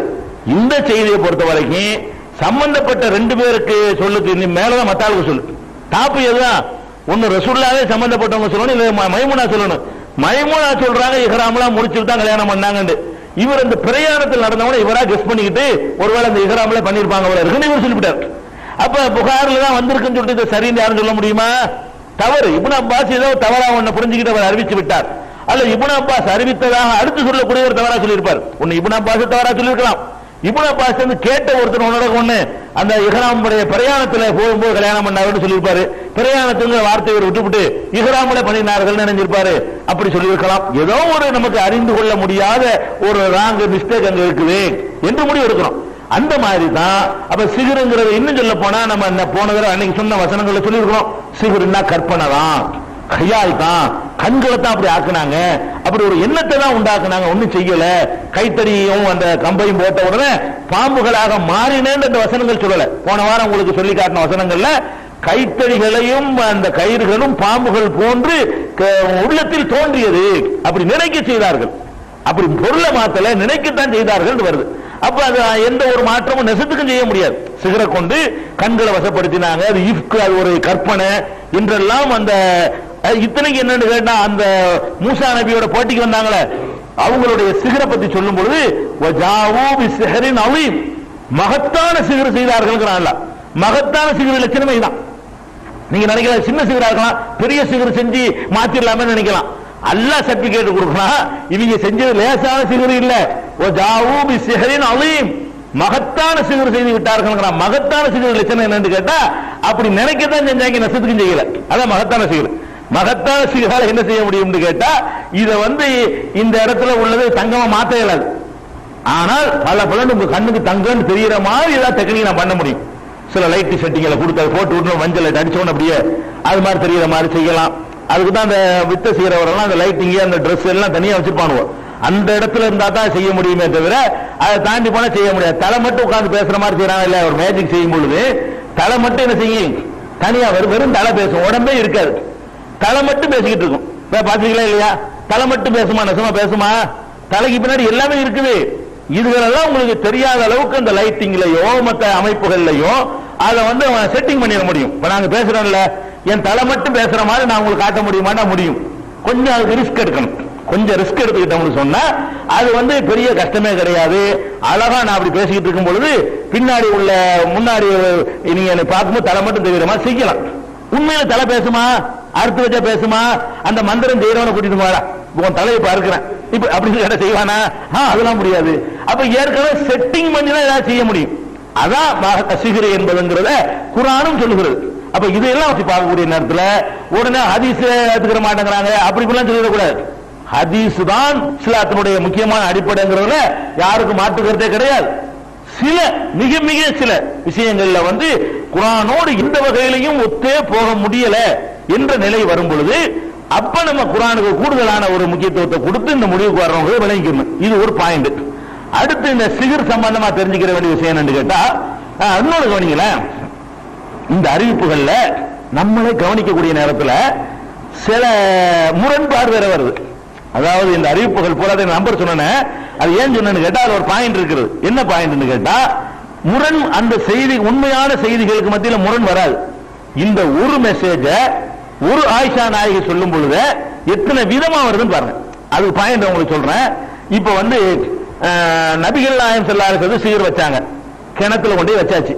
கிணத்துல வச்ச அந்த பொருள் என்ன செஞ்சாங்க அப்படின்னு பார்க்கும் பொழுது புகாரியில அதே ஆயிஷா நாயகி சொல்லக்கூடிய அறிவிப்புல 5765வது ஹதீஸ்ல என்ன வருதுன்னா ஃபஅத்தன் நபி ஸல்லல்லாஹு அலைஹி வஸல்லம் அல் பிஇர, உடனே நபிகள் நாயகம் அந்த கிணத்திற்கு வந்து ஹத்தஸ்தஹரஜஹு, அதுல அவங்க வச்சிருந்தாங்க ஜாமாங்க, அந்த முடி, சீப்பு, காலை, இதுகளை வெளியே எடுத்தார்கள். இதுல வருதுங்க ஒரே விஷயம் தான், ஒரு தடவை நடந்தது, லட்சம் தடவை நடக்கல. இது ஒரு டைம் நடந்த சம்பவத்தையே ஆயிஷா எப்படி சொல்றாங்கன்னு கேட்டா அந்த கிணத்துல வந்து இருந்துச்சா பொருள், அந்த பொருளை வெளியே எடுத்தார்கள் என்று வருது புகாரி 5765. இதை அறிவிக்கிறது ஆயிஷா நாயகி தான். அதே இதுல வந்து 5763ல 2 ஹதீஸ் முந்தி அதுல எப்படி வரும் கேட்டா அஃபலஸ்தஹரிஜ்தஹு, அல்லாஹ்வுடைய வெளியே நீங்க எடுத்துடலாமே என்று சொல்லாட்ட கேட்கிறாங்க ஆயிஷா நாயகி. தேவையில்லை, அதே மட்டும் வெளியே எடுக்க, அல்லாஹ் குணமாக்கிட்டான்ல, வெளியே எடுக்க மாட்டேன். அதுல உள்ள அந்த சாமானுல வெளியே ரசூலுல்லாஹ் எடுக்க மறுத்துட்டாங்க. இதுல வருது 65ல 5765ல வருது வெளியே எடுத்தாங்கன்னு சொல்லி. இந்த 5763ல வருது கால கத ஆபானி அல்லாஹ், அல்லாஹ் எனக்கு குணம் அளிச்சுட்டான் அப்படின்னு வருது. இதை விட வந்து 3268, அதுவும் புகாரி தான், 3268 வருது. அதே ஆயிஷா நாயகி தான் சொல்றாங்க, குல்து நான் கேட்டேன், இஸ்தக்ரஜ்தஹு அல்லாஹ்வுடைய வெளியே எடுத்துற வேண்டியதானே, என்னமோ சூனியம் பண்ணிருக்காங்களே அந்த பொருளை வெளியே போட வேண்டியதானே, ஃபகால லா மாட்டேன், தெளிவான வார்த்தை, வெளியே எடுக்கிற சொன்னா வெளியே எடுக்க மாட்டேன். ஏன் எடுக்க மாட்டேன்னு கேட்டா, அம்மா ஆன பக்கத்து ஷபானி அல்லாஹ், எனக்கு அல்லாஹ் குணமாக்கிட்டான், இதை போய் வெளியே எடுத்து மக்கள்லாம் என்ன ஏதுன்னு கேட்டு பயத்தை உண்டாக்கி பீதியை உண்டாக்க கூடாதுன்னு நான் விரும்புறேன், அதனால நான் வெளியே எடுக்க மாட்டேன் அப்படின்னு சொன்னாங்கன்னு சொல்லி புகாரில 3268 வருது. அதே மாதிரி வந்து 5766 ஹதீஸ்லயும் அகரஜித்தகு அதை வெளியேற்றலாமா, நீங்க வெளியே எடுத்து காட்ட வேண்டியதானே, காலலா மறுத்துட்டாங்க அப்படின்னு சொல்லி வருது. அப்ப இதுல வந்து ஒரு அந்த பொருளை வெளியே எடுத்தாங்கன்னு சொல்லி ஒரு அறிவிப்பு, வெளியே எடுக்கிற உள்ளே போட்டு புதைச்சு விட்டாங்க, மக்களுக்கு குழப்பம் வரக்கூடாதுங்கறக்கா புதைச்சாங்கன்னு சொல்றாங்க. இல்லன்னு எடுத்து இன்னும் தான் அந்த பொருள் பாருன்னு சொல்லி எடுத்து காட்டினாங்க என்றும் இருக்கிறது. ரெண்டுமே புகார் தான் வருது. அப்பதான் நமக்கு வருது ஏதோ ஒரு கரெக்டா இருந்த பிள்ளை வராது, என்னமோ ஒரு மிஸ்டேக் உள்ள நமக்கு தெரியாம சுத்திக்கிட்டு இருக்கு. அதனால இந்த செய்தியில என்ன வருது, முரண்பாடு வருதுங்கிறத நம்ம பாக்குறோம். அதுக்கப்புறம் வந்து இந்த 2 பேர்ல வந்தாங்க, ரசூலுல்லாஹ் சிகர் வச்சுட்டாங்க, என்னன்னு தெரியல. 6 மாச காலம், 6 மாச காலத்துக்கு பிறகு எப்படி ரசூலுல்லாஹ் கண்டுபிடிக்கிறாங்க, 2 பேர் வந்தாங்க, ஒரு ஆள் கால் மாட்டில் உட்கார்றாரு, ஒரு ஆள் தலைமாட்டில் உட்கார்றாரு, அவங்களுக்குள்ள உரையாடல் நடக்குது. அப்படிதான் செஞ்சார்கள் என்று நம்ம ஏற்கனவே பார்த்த ஹதீஸ்கள்ல வருது. அது எங்க வருதுன்னா, அதாவது புகாரியில 3268, 5763 2 மனிதர்கள் வந்தாங்கன்னு வருது. நசையில 4012, அகமதுல 4701. அதுல என்ன வருதுன்னு கேட்டா, ஜிப்ரீல் வந்து என்கிட்ட சொன்னாங்கன்னு வருது. ஜிப்ரீல் வந்து இந்த மாதிரி உனக்கு இந்த ஆள் சுயர் பண்ணிருக்கான் அப்படின்னு சொன்னாங்க, என்கிட்ட சொன்னாங்கன்னு வருது. அந்த ஹதீஸ்ல ரசூலுல்லாஹ் நேரடியா சொன்னாங்கன்னு வருது, ஒரு ஆள் ஜிப்ரீல் சொன்னாங்கன்னு வருது. இந்த அறிவிப்புல வருது அவங்க 2 பேரும் பேசிக்கிட்டு நான் கேட்டேன்னு வருது. நேரடியா ரசூலுல்லாஹ் பேசவே இல்லை. இந்த 2 பேர் கால் மாட்டிலையும் தலைமாட்டிலையும் உட்கார்ந்துக்கிட்டு அவங்களுக்குள்ள பேசிக்கிறாங்களாம், அதை நான் கேட்டேன்னு வருது. அப்ப இந்த செய்திகள்ல வர்ற முரண்பாடுகள் 1-2 நிறைய முரண்பாடு வருது. இந்த ஒரு மெசேஜ் ஒரு பெரிய பாரதூரமான விஷயம், ஒரு சின்ன மேட்ரு, ஒரே ஒரு சம்பவம், இதை சொல்லக்கூடிய விஷயத்துல கூட அத முரண்பட்டு வரக்கூடிய விஷயங்களை என்ன செய்யணும் பார்க்கிறோம். அதே மாதிரி வந்து இன்னொரு என்ன வருதுன்னா, நசையில என்ன வருது, இன்னொரு அறிவிப்புல அந்த வெளியே எடுத்தாங்கல்ல, வெளியே எடுத்து அதுல எப்படி வருதுன்னு கேட்டா, நபி ஸல்லல்லாஹு அலைஹி வஸல்லம் அந்த இடத்துக்கு போனாங்கன்னு வந்து புகாரில இந்த 2 மலக்கு 2 பேர் கால் மாட்டிலையும் தலைமாட்டிலையும் பேசின உடனே அந்த இடத்துக்கு போனாங்கன்னு வந்துச்சு. நசையுடைய அறிவிப்புல என்ன வருது, 4012 அரசல ரசூலுல்லாஹ் ஒரு ஆள் அனுப்பி பார்த்துட்டு சொல்றாங்க, இந்த மாதிரி மலக்கு பேசிருக்கிறாரு, அது என்னன்னு பாத்துருவா கணத்துல அப்படின்னு அவங்க போகாம ஆள் அனுப்புனாங்கன்னு வருது. ஆள் அனுப்பி பார்த்தாங்கன்னு ஒரு அறிவிப்பு, அவங்களே போனாங்கன்னு ஒரு அறிவிப்பு, போய் வெளியே எடுத்தாங்கன்னு ஒரு அறிவிப்பு, இல்ல எடுக்காம உள்ள ஒரு அமுக்கிட்டு 2 முரணு, எடுத்தா அமுக்குனது போய், அமுக்குனா எடுத்தது போய், ரெண்டையும் சேர்த்து நம்ப இயலாது. வெளியே எடுத்துட்டாங்கன்னா வெளியே எடுக்கலைங்கிறது பொய்யா போயிடும், வெளியே எடுக்கல நம்புனீங்கன்னா வெளியே எடுத்து அதுலயே ஒண்ணுக்கு மோதுங்கிற அந்த ஹதீஸுகளுக்குள்ள ஒரு தகவல்களை ஒண்ணுக்கு எதிரா இருக்கிறது. அப்பதான் நம்ம நினைக்கிறோம் இது வந்து ஏதோ ஒரு இந்த மந்திர வேலை பார்க்கறதுக்காக வேண்டிய யாரோ ஒரு ஆளு நுழைஞ்சி இப்படியான ஒண்ணு திணிச்சு விட்டுருப்பாங்களோ, இந்த பிசாசு ஓட்டுறது நுழைஞ்சு அந்த காலத்துல இருப்பாங்க இல்ல, அவங்க கைவரிசை இருக்குமோன்ற சந்தேகங்களை எல்லாம் இந்த முரண்பாடுகளும் சேர்த்து நமக்கு என்ன செய்யுது காட்டுது. அதுல ரசூலுல்லாஹ் மட்டும் போனாங்கன்ற ஒரு அறிவிப்பு, சஹாபாக்களை கூட்டிட்டு போனாங்கன்ற ஒரு அறிவிப்பு, அவங்க போயிட்டு வந்தாங்கன்ற ஒரு அறிவிப்பு, சஹாபாக்களை கூட்டிட்டு போனாங்கன்ற அறிவிப்பு, இல்ல ஆளுகளை அனுப்புனாங்கன்ற ஒரு அறிவிப்பு.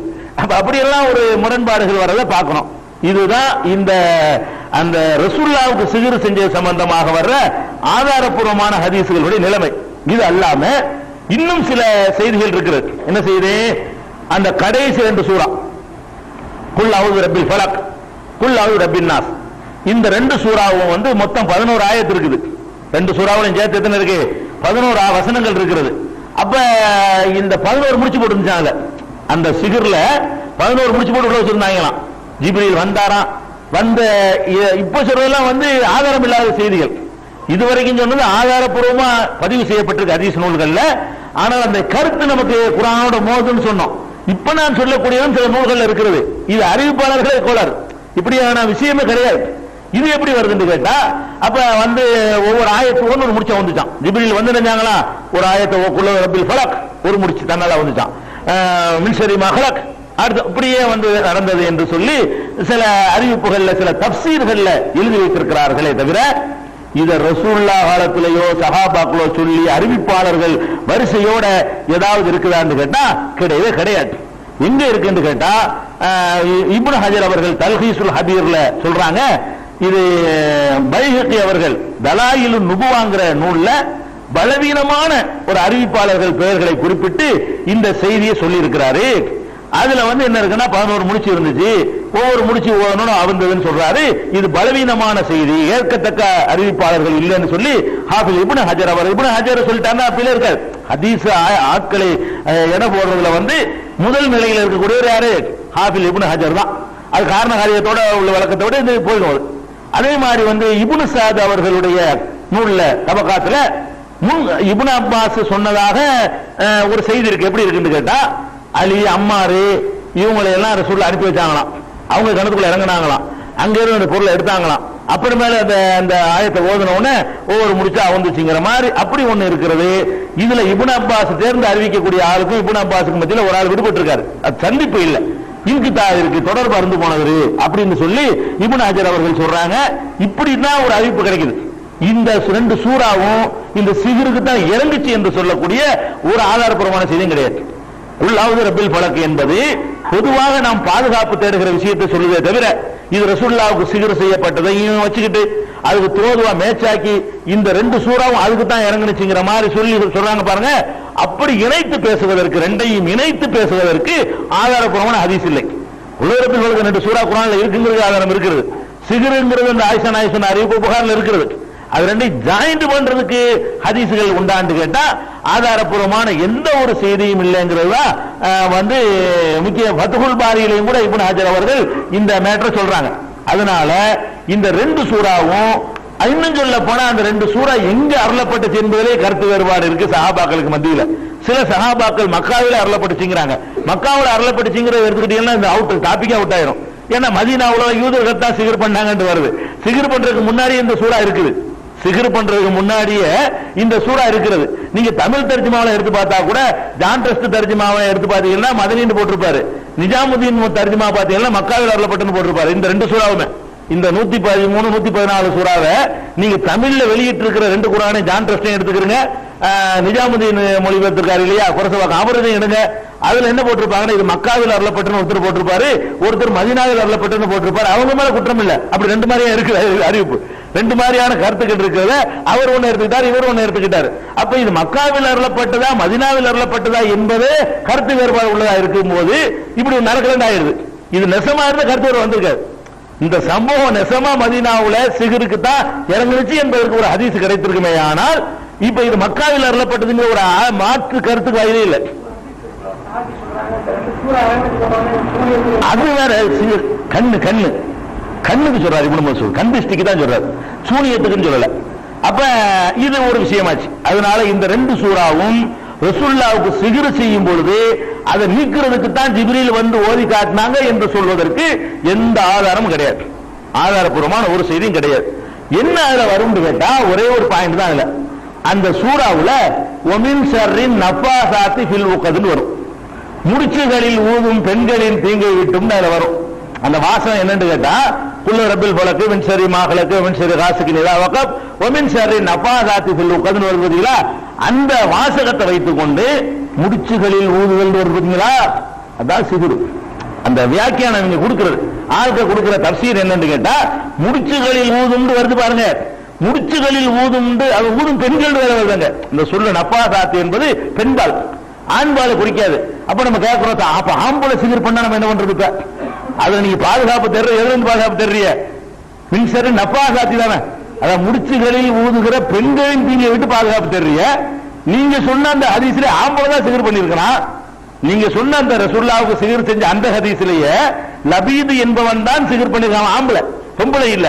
அப்ப ஆம்பளை சிகிர் பண்ணி இருக்கும் பொழுது அதுக்கு இறங்கி இருக்குமே. ஆனால் அப்ப நஃபாசாத்துன்னு பெண்பாலாக வரும், ஊதுறவன் வரணும். முடிச்சுகளில் ஊதுறவனுடைய குறைஞ்சபட்சம் ஊதுகிறவர்கள் ஆண்பால் பன்மையாச்சு வரலாம். இங்க ஆம்பளை செஞ்சிருக்கான், பொம்பளைன்னு வருது. பாயிண்ட் கவனிச்சல? அங்க செஞ்சிருக்கிறது யாரு? சிகிர் பண்ணது. அது நெசன்னு வச்சுக்கிட்டு பார்த்தோம்னா அந்த ரசூலுல்லாஹ்வுக்கு சிகிர் செஞ்சது யாருன்னு கேட்டா ஆம்பளை. ஆம்பளை சிகிர் பண்ணி இருக்கும் பொழுது அதுக்காகத்தான் இந்த வசனம் இறங்கி இருக்குமே. ஆனால் முடிச்சுகளில் ஊதும் ஆண்கள் தீங்கை விட்டு தானே வரணும். அது ஏன் பெண்கள் ஆம்பளை செஞ்சிருக்கும்போது ஏன் பெண்கள் வரணும்? பொதுவா எல்லாத்தையும் ஆண்பாளை தானே சொல்றான். ஆண்பாளை சொன்னா பெண்பால் அடங்கிருமே, பெண்பாளை சொன்னா ஆண்பால் அடங்காத. ஆண்பாளை எந்த இடத்துல சொன்னாலுமே அது ஆண்களுக்கு உரியதெல்லாம் பெண்களுக்கு இன்னொரு ஆயத்தை வந்துருது. அதனால எல்லா சட்டமும் ஆண்பாளா தான் குர்ஆன்ல இருக்குது. பெண்பாலை அடங்கிக்கிறோம். பெண்பாலை பர்டிகுலரா சொன்னா ஆண்பால் அடங்காது, பொம்பளை தான் குறிக்கும். அப்ப இந்த வசனப்படி பாத்தீங்கன்னு சொன்னா முடிச்சுகளில் ஊதும் பெண்கள் நீங்க அர்த்தம் அப்படிதான் இருக்குது. நஃபாதாத்னா ஊதக்கூடிய பெண்கள், உக்கத்துனா முடிச்சுகள், ஃபில் உக்கத்துனா முடிச்சுகளிலே ஊதுகிற ஷர்னா தீங்கு, தீங்குகளை விட்டு பாதுகாப்பு தேடுகிறேன். மின் ஷர்ரின் நஃபா, மின்னா இருந்து மின் ஷர்ரின் நஃபாதாத்தி ஃபில் உக்கத் எல்லாத்துக்கும் அர்த்தம் தெரிஞ்சு போகுது. இப்ப இதை வச்சுக்கிட்டு என்ன செய்யறாங்கன்னா தஃப்சீர்கள்ல சொல்றாங்க இதுதான் சிகிர் செய்யற பெண்களை குறிக்கிறது, சவாஹிர குறிக்கிறதுன்னு சொல்றாங்க. இப்படி சொல்வதற்கு எந்த குர்ஆன் ஆதாரம்? இப்படி சொல்றாங்கல்ல, இந்த ஆயத்துக்கு இதான் அர்த்தம் அல்லாஹ் எங்கனா குறிப்பிட்டிருக்கிறானா? அப்படி குறிப்பிடல. அல்ல இந்த ஆயத்து இந்த விஷயத்து தான் இதான் இதுக்கு அர்த்தம் ரசூலுல்லாஹ் சொன்னாங்களா? ரசூலுல்லாஹ்வும் சொல்லல. என்ன இருக்குது? அல்லாஹ்வும் சொல்லல, அல்லாஹ்வுடைய ரசூலும் சொல்லல. அதிகபட்சமா போனீங்க என்று சொன்னா ஹசன் பஸ்ரி அப்படிங்கிறவர் சொல்றாரு இது சிகிர் செய்யற பெண்களை சொல்லுது. ஹசன் பஸ்ரி சஹாபி கூட இல்ல. ஹசன் பஸ்ரிங்கிறவர் சொன்னதாக தப்ரீல இடம் பெற்றிருக்கிறது. ஹசன் பஸ்ரி என்ற ஒரு அறிஞர், அவர் தாபியின்ல உள்ளவர், சஹாபாக்களுக்கு அடுத்த தலைமுறை இருக்கு பாருங்க, அதை சேர்ந்த ஒரு நல்ல ஒரு அறிஞர் தான். அவருடைய அறிவு கூட சொல்ல முடியாது. சஹாபி சொன்னாலே நம்ம இதெல்லாம் ஏத்துக்க முடியாது. இவர் தானே சொல்றாரு இந்த வார்த்தை அல்லாஹ் முடிச்சுகளில் ஊதும் பெண்கள் வாசகத்தை யூஸ் பண்ணியிருக்கிறான். அதை எப்படி நீங்க சிகிர் செய்யற பெண்கள் அர்த்தம் செய்யறீங்க? ஆதாரம் என்ன? ஹசன் பஸ்ரி சொன்னாரு. அதோட முக்கியமான விஷயம் என்னன்னு கேட்டா அதே தபரியில தான் ஹசன் பஸ்ரி சொன்னதா வருது. அதே தபரியில அதிகமான சஹாபாக்களுக்கு கொடுத்த விளக்கம் என்னன்னு கேட்டா மந்திரிக்கிறதுக்கு ஓதி பாக்குறவங்க சிகிர் இல்லையா, நூல் முடிஞ்சு போடுறாங்க இல்லையா, ஓதி பாக்குறவங்க, இந்த ஓதி பாக்குறவங்க கெட்டதுக்கு ஓதி பாக்குவாங்கிறதுக்காக வேண்டி அதுதான் அர்த்தம் சில சஹாபாக்கள் சொன்னாங்கன்னு சொல்லி அப்படி தபரியில இருக்கிறது. அப்ப ஒரு சில சஹாபாக்கள் ஓதி பாக்குறதுங்கிறாங்க, ஒரு ஹசன் பஸ்ரிங்கிறவர் சிகிர் செய்யற பெண்கள்ங்கிறாரு. இது ரெண்டு கருத்துமே அந்த அல்லாஹ் ரசூலிடம் இருந்து வந்தது இல்லை. அவங்களா இதுதான் இருக்கணுமா இதுதான் இருக்கணும் அவங்களுக்கு விளங்குனதை வச்சு சொல்லிட்டு போயிட்டாங்க. ஆனால் இதுல நீங்க பல விஷயங்கள் ரெண்டு விஷயத்தை விளங்கிட்டீங்கன்னா குழப்பமே வராது. குர்ஆனுக்கு குர்ஆன்ல இருந்து விளக்கம் சொல்லுங்க அல்லது ஹதீஸ்ல இருந்து விளக்கம் சொல்லுங்க. இந்த ரெண்டு அளவுகள்ல தான் விளக்கம் சொல்லணும் உறுதியா நின்றீர்களே, ஆனால் அல்லாஹ் சரியான விளக்கத்தை உங்களுக்கு காட்டி தருவான். அவர் சொன்னா ஏத்துக்கிறேன், இவர் சொன்னா ஏத்துக்கிறேன், உங்க வாசலை திறந்தீங்கன்னு சொன்னா நீங்களே அந்த வழியை தேர்ந்தெடுத்ததுனால அல்லாஹ் உங்களுக்கு காட்டி தர மாட்டான். அல்லாஹ் இதுக்கு என்ன சொல்றான், அல்லாஹ்வுடைய ரசூல் என்ன சொல்றாங்கன்னா அதை தேடி பார்த்தீங்கன்னு சொன்னா சரியான விளக்கம் நமக்கு கிடைக்கும். என்ன கிடைக்கும்? இப்ப உதாரணமா உக்கது முடிச்சுகளில் ஊதுறேன்னு வருது. முடிச்சில் ஊதுனவன இவங்க என்ன நினைக்கிறாங்கன்னா நூல் முடிச்சு போடுறோம்ல அந்த முடிச்சுல ஊதுறது தான் அது சொல்லுதுன்றாங்க. முடிச்சுங்கிற இந்த சொல்லு ரெண்டு அர்த்தம் தரக்கூடிய சொல்லு. நெசமாவே முடிச்சையும் சொல்லும், முடிச்சு இல்லாமல் ஏற்படக்கூடிய சிக்கல்ங்கிற அர்த்தத்துக்கும் இந்த சொல் யூஸ் பண்ணப்படும். இது நானா சொல்லல, இதே நம்ம மூசா நபி வரலாறு தான் படிச்சுக்கிட்டு இருக்கிறோம். மூசா நபி அல்லாஹ்ட்ட துஆ செஞ்சாங்கல்ல, அப்படி செய்யும் பொழுது வஹலுல் உக்ததன் மின் லிசானி, என் நாவில் உள்ள முடிச்சை நீ அவில் திருங்குறாங்க. நீங்க மூசா நபிக்கு நாக்கு இப்படி இழுத்து முடிச்சு போட்டு இருந்துச்சா? நான் கேட்கிறேன். மூசா நபிக்கு கேட்டாங்களா? இதே உக்குதத்து என்பது உக்கது என்பதே ஒருமை. உக்குதத்துனா முடிச்சு, உக்கது என்றால் முடிச்சுகள். அதாவது ஒருமைக்கு ஒரு சொல்லு கூட இருக்கும், பன்மைக்கு ஒரு சொல்லு குறைஞ்சிக்கணும். உக்குதத்துனா என்ன அர்த்தம்? முடிச்சு ஒருமை, சிங்குலர். அதையே நம்ம பன்மையா சொல்றோம்னா புளூரலா சொல்றதா இருந்தா உக்கது என்று சொல்லணும். இப்ப இந்த மின்சரி நஃபாதாத்தி ஃபில் உக்கத் முடிச்சுகள் வருது. அந்த உக்கதத்து மாதிரி குர்ஆன்ல எங்கெல்லாம் வருதுன்னு நம்ம தேடி பார்த்தோம்னு சொன்னா அதுல என்ன வருது? 20வது அத்தியாயம் 27வது வசனத்துல வஹலுல் உக்ததன், என் நாவில் உள்ள முடிச்சு நீ அவிழ்த்துரு. முடிச்சுடா என்ன? சிக்கல் அர்த்தம். இங்க முடிச்சுன்னு அர்த்தம் கிடையாது. முடிச்சுங்கிற சொல்லதான் நல்லா யூஸ் பண்ணுகிறான். அந்த முடிச்ச முடிச்சுக்கு என்ன அர்த்தம்? முடிச்சுன்னு அர்த்தம் இல்ல. அப்ப வேற அர்த்தத்திலே குர்ஆன்ல வருது, ஞாபகத்தை வச்சுக்கிறீங்க. அதே மாதிரி இந்த திருமணம் செய்யறோம்ல, ஒரு ஆணு பெண்ணு திருமணம் செய்யறாங்க. இந்த திருமணத்துக்கு அல்லாஹ் போடுற வார்த்தை என்னடா? உக்குதத்துக்குறான். அவங்க நெசமாவே முடிச்சு போடுவாங்க. யாரு? வேற சமுதாயத்துக்காக கல்யாணம் பண்ணும் பொழுது பொம்பளை கழுத்துல என்ன செய்வாங்க? நெசமாவே 3 முடிச்சு போடுவாங்க. அல்லாஹ் என்ன பண்றான்னா திருமணம் என்பது ஒரு முடிச்சுக்கிறான். தனி முடிச்செல்லாம் போட வேண்டியதுல உக்குதத்தும் நிக்காகுங்கிறான். நிக்காஹுடைய உக்குதத்து வலா தாசிமு உக்குதத்த நிக்காஹ், நிக்காஹ் என்ற முடிச்சுக்கு நீங்கள் உறுதி கொள்ளாதீர்கள். நிக்காஹ் என்பதை தனித்தனியா இருக்கிற ரெண்டு பேரும் முடிச்சு போட்டுறதுல, அதான் இவ யாரோ அவன் யாரோ அது சேர்ந்து நான் முடிச்சு போட்ட மாதிரி போயிருக்கு. அப்படியாக ரெண்டு சம்பந்தம் இல்லாத ரெண்டு பேரை போட்டு பணிச்சு வைக்கிற காரணத்தினால அந்த திருமணத்தை அல்லாஹ் முடிச்சுக்கிறான். இப்ப இது எங்க இருக்குது? பக்ராவுல 2வது அத்தியாயத்துல 235 237 ரெண்டு இடத்துல திருமணத்தை பற்றி பேசும் பொழுது அல்லாஹ் சொல்றான், வந்து உக்குதத்துங்கிறான். உக்குதத்து நிக்காஹ், நிக்காஹுடைய உக்குதத்து, நிக்காஹ் என்னும் முடிச்சு. நிக்காஹ் என்ற அந்த முடிச்சுன்னா முடிச்சு அர்த்தம் கிடையாது இந்த இடத்துல, அதை யாபத்துல வச்சுக்கிறங்க, உக்கது அர்த்தத்துக்காக வர்றதுக்காக வேண்டி. அதே மாதிரி வந்து நசையில ஒரு ஹதீஸ் இருக்குது, திருமதியில நசையில இருக்கு, திருமதியில இருக்குது.